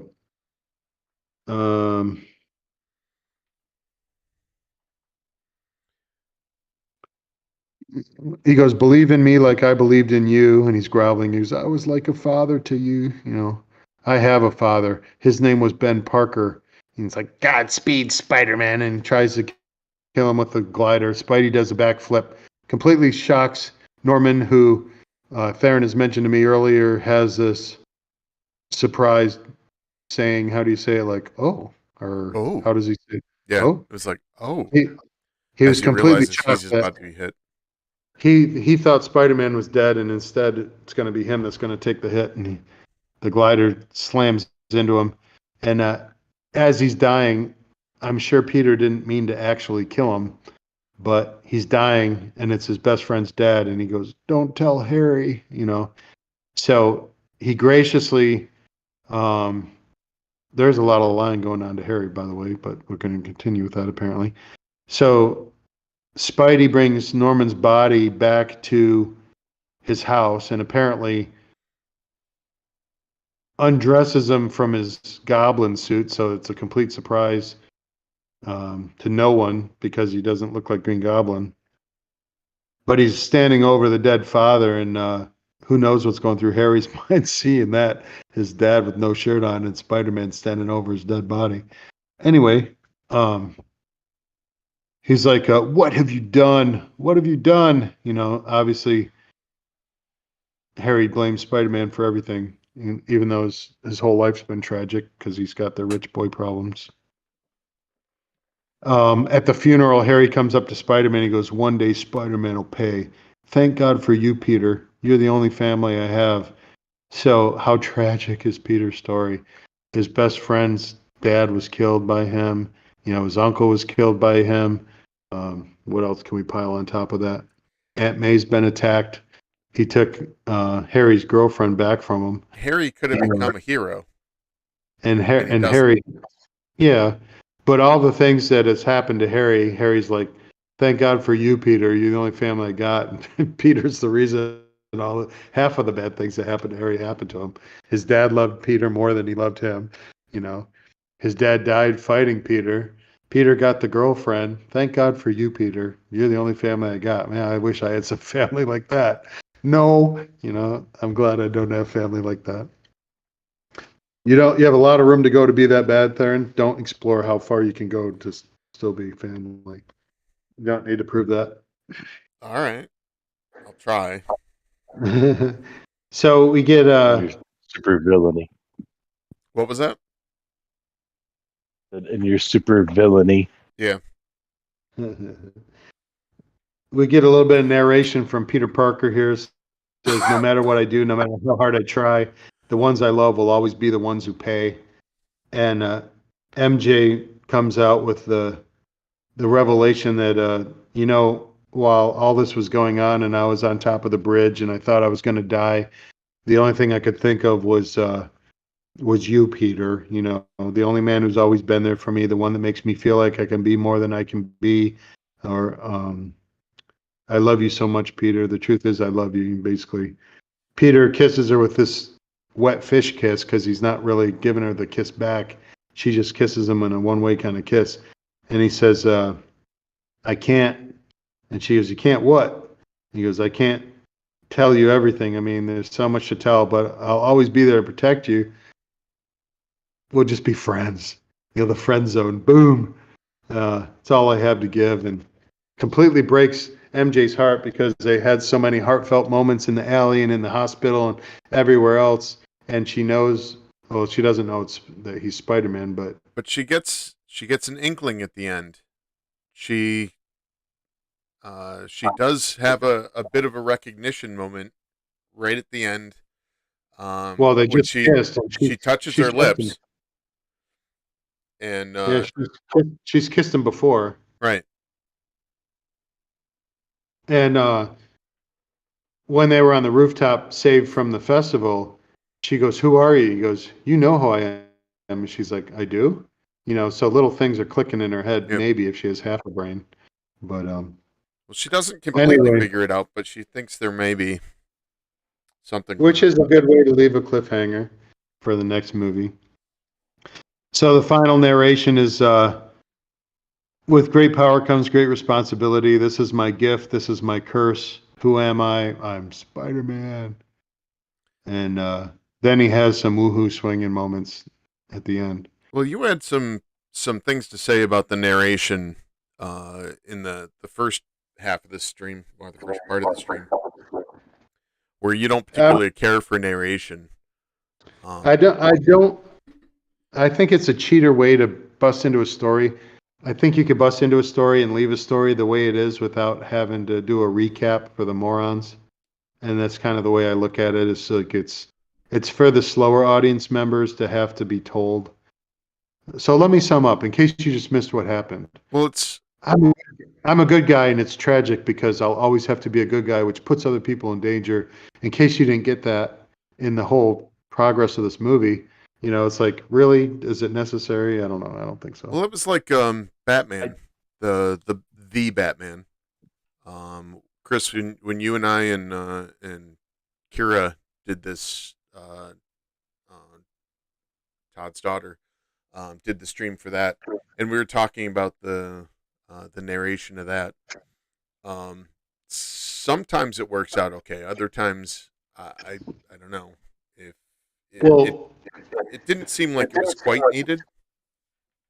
But if they were book ending it with him saying, "This is all about the girl," and then at the end he says, "Well, I can't have the girl." I can see where they tried to bookend the story that way. Yeah, Well, go ahead. when I see that happening in especially superhero movies, to me that's the boxed narration that you would get in the comic book. And I do think it's unnecessary, but I always viewed it as when I watch TV shows, I see a bunch of writers sitting in a room and they're trying to discuss the scene and how they're going to get the message across.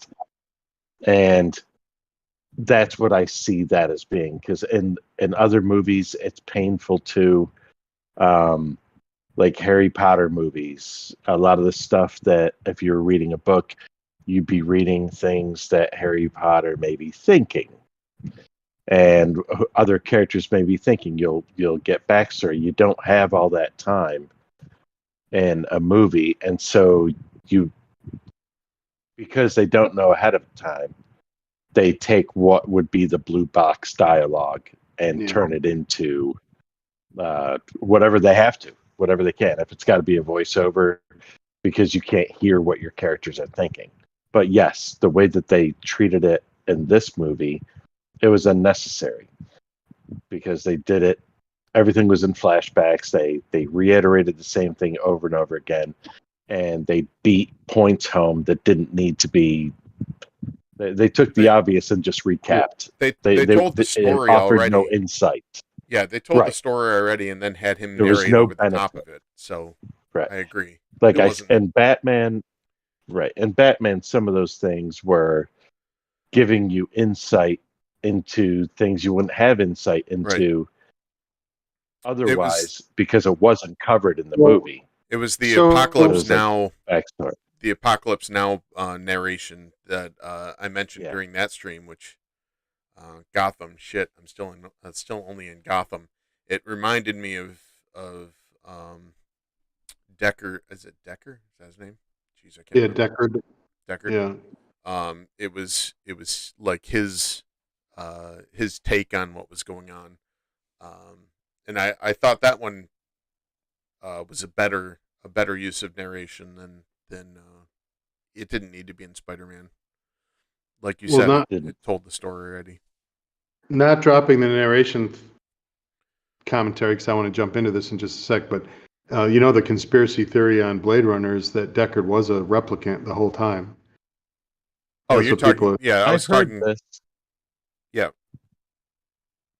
Were you saying someone other than Deckard? I was talking Apocalypse Now. Oh. But yeah, that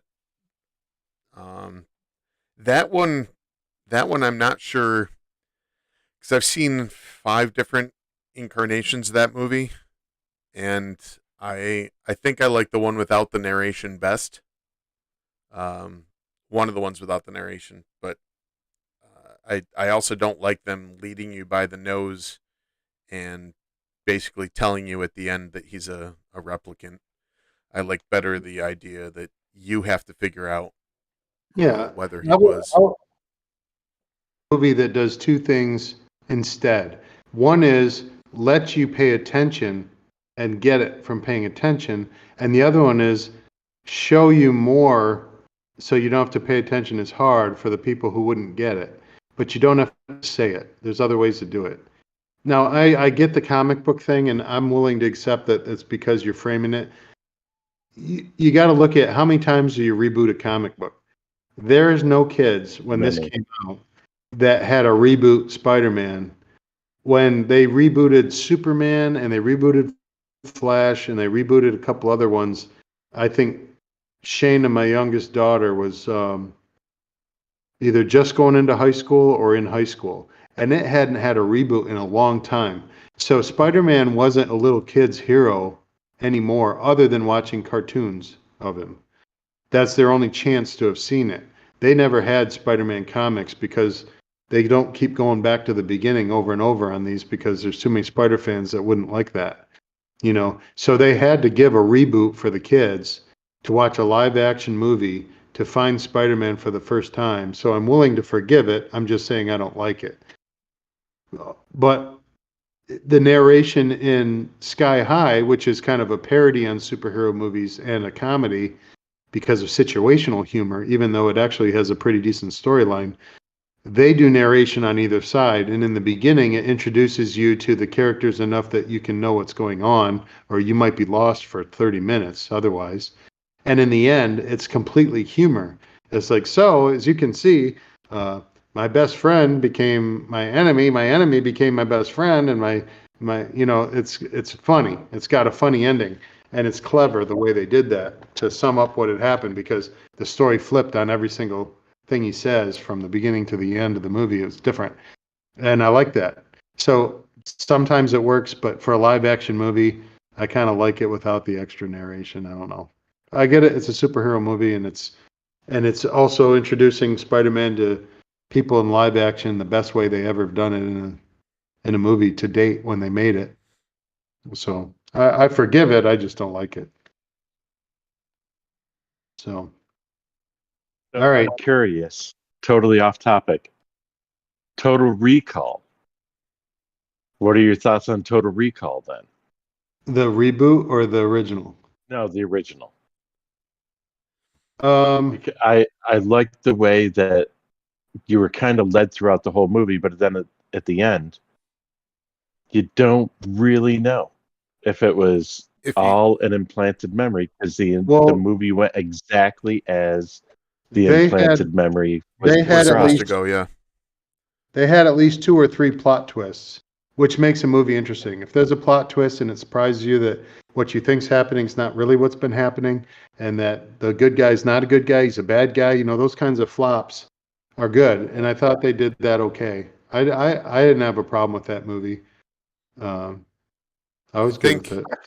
I think that the question at the end, whether or not he was stuck in his psychotic break or not, I thought that was a pretty good question, because they It did was. lead up to it, saying this story was going to end with you being the hero, blah blah blah, and you get the girl, you save the planet, you save everybody, And of course, the guy's going to be sweating, and that's not giving away that he's lying to you. right. That's adding more Right. intrigue It could because just- it's a spy story, Yeah. So Right. it's meant to make you question.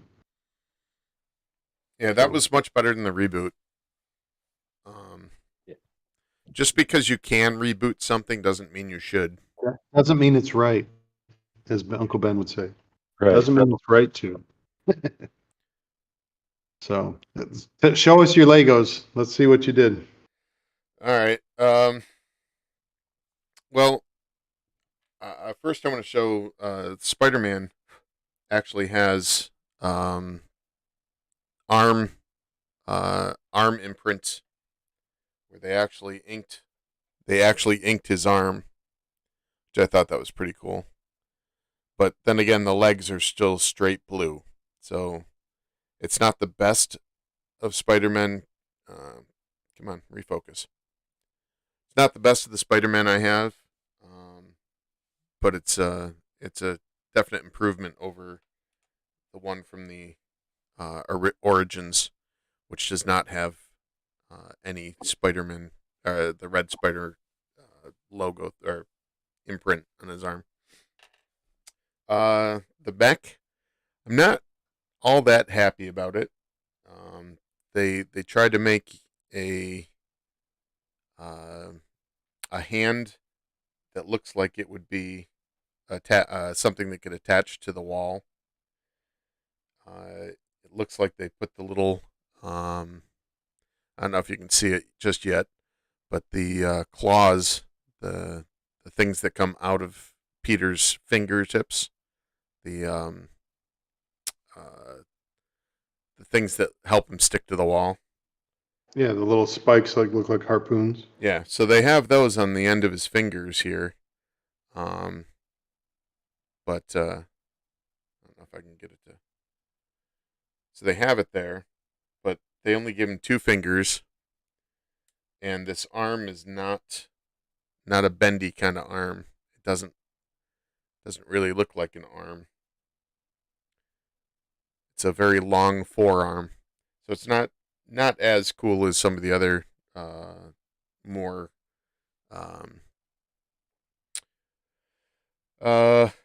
articulated. That's the word I'm looking for. More articulated arms, but it does have some extra leg pieces coming off the shoulders, so it looks like he's got 8 actual limbs. Then feet are standard, the legs are standard, the chest piece is standard to actually slide into the cockpit. So pretty much the same thing is true with Green Goblin. They gave him the small feet, which I didn't like the small feet from the Black Panther one, but they did give him elf shoes, the little goblin, the hook at the end of the shoes. So they did make his hands more articulated, even though they still only gave him a couple of fingers. But they also gave him guns, which shoot out. Let's see if I can do this. Oop. Yep, there it goes.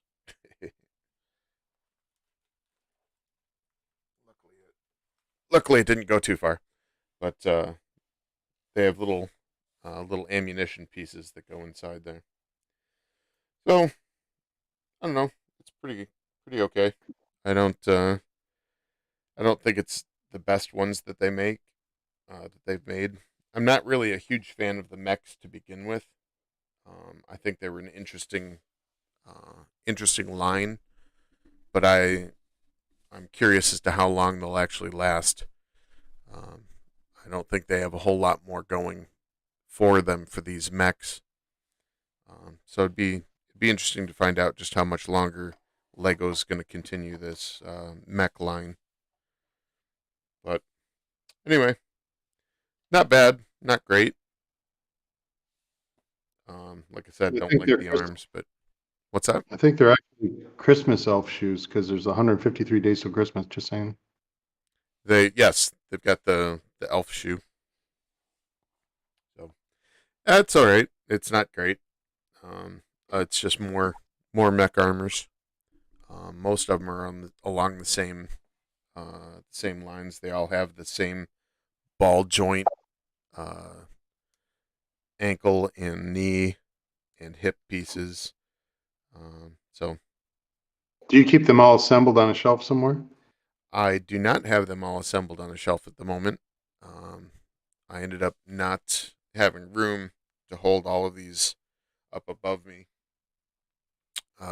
Otherwise, they would just take up the entire shelf, and then my cat jumps up there, knocks them all off, and then I either have broken pieces or missing pieces. So yeah, it'd be a dusting nightmare too, probably. It's not great for that either.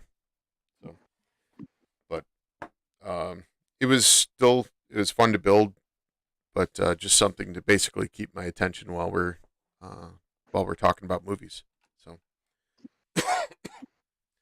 So each of you, what do you think is the takeaway from this movie? What is it that made you like it more or less than any other movie? What is the thing that you think speaks the most volume to you or turns you the most off of it if it's not the former?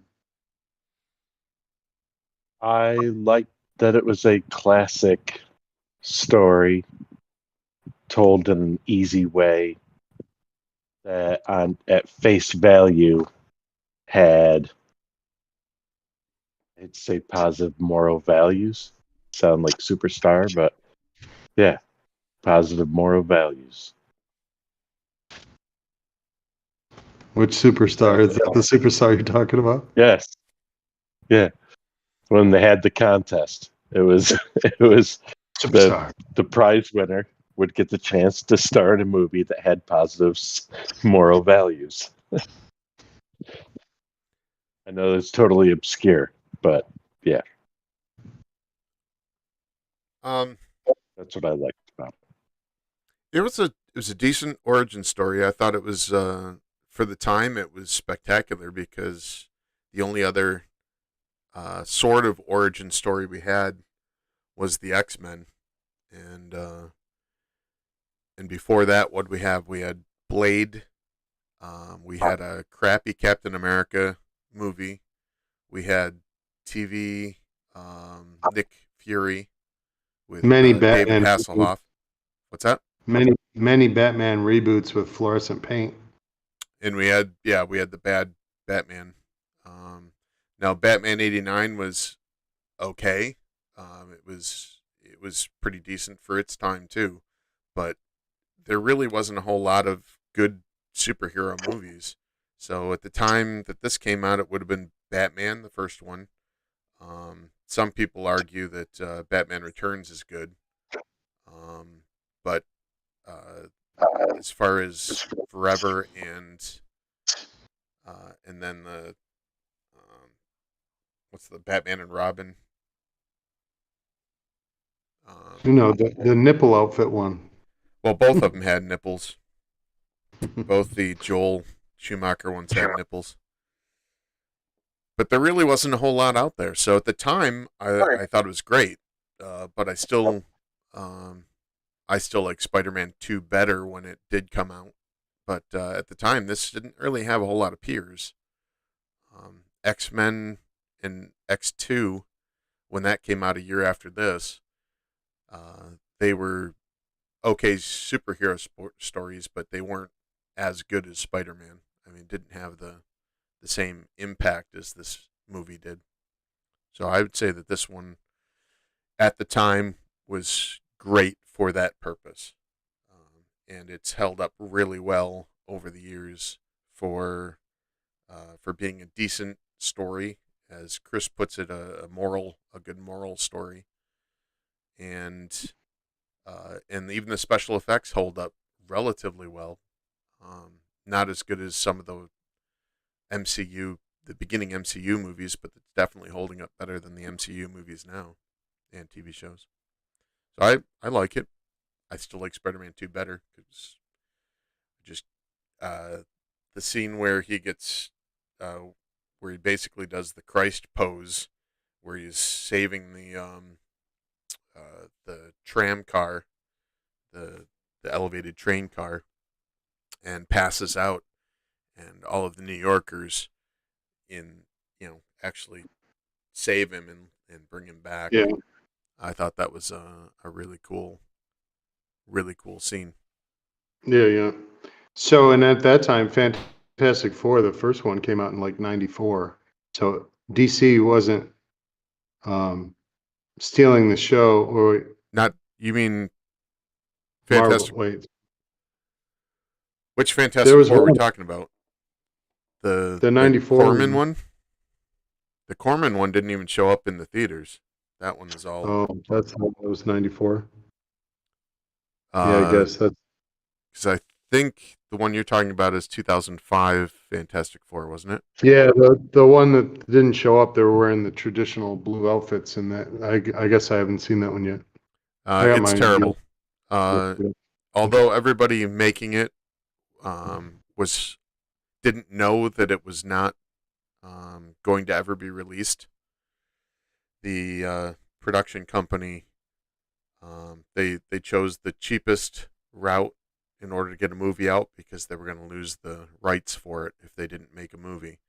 And despite the fact that they tried their best, it was never even destined to come out ever.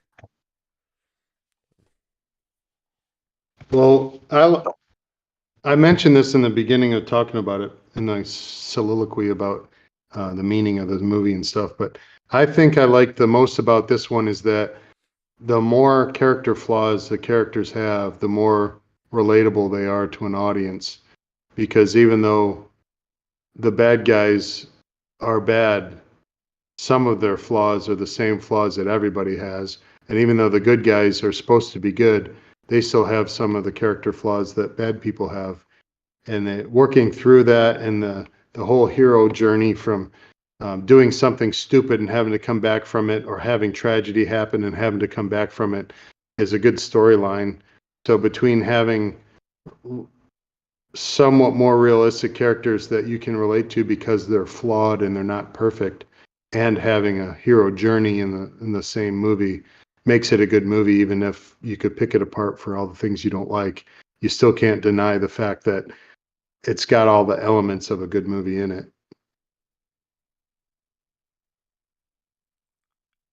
Yeah, it's the relatability of the characters uh, is what makes this such a good story, that for survivability in history, in film history and story. Just the fact that they've done a really good job. But you're right. It's, if we didn't see ourselves in the characters, it wouldn't be a good story. And that's one of the problems that Hollywood's having now, is um, they're trying to put too many things in for representation, rather than just have it the archetype that everybody can relate to. Now you have to have the race correct. You have to have the gender correct. You have to have um, the orientation correct, or else somebody's not going to notice that it's them that the story is being told about, which is, it's And all BS. how awesome and valid every choice you make is, which isn't true. Um, not everyone's solution to the world's um, reality is equally as valid. Civilizations fall all the time for being off, and only a few civilizations have survived the amount of time that our current Western civilization has survived. And you can't just rewrite everything that's the foundation of those civilizations and have it be equally valid with the ones that are more valid because they've been proven over time. You know what I mean? You can't just flip everything on its head and everybody gets the same kudos, and I have to give you accolades for your version, even though it makes no sense to my head. And they try to do that for everybody. They try and say that each of those crazy ideas are just as fine as any other crazy idea, which is ridiculous on its face. All right. Anybody have any last things to add? Nope. If you stuck through both the length of both episodes all the way to the end, good job. 5 hours and 22 minutes. Our last one was about 2 hours and 5 minutes or whatever, and yeah, so, or 2 hours and 5 minutes, and then this is 3 hours and 23. So, all right. Well, thank you for sticking in there. If you did, hope you got something out of the us talking about the movie, as well as us talking about other things. Thank you for hanging in there, and hit the like button if you like what we did. Hit the subscribe button if you want to see more. Hit the bell if you want to know when those are going to happen. Tomorrow night's Jaws with my dad and my wife. And thank you, Chris. Thank you, Todd. And thank you. Take care.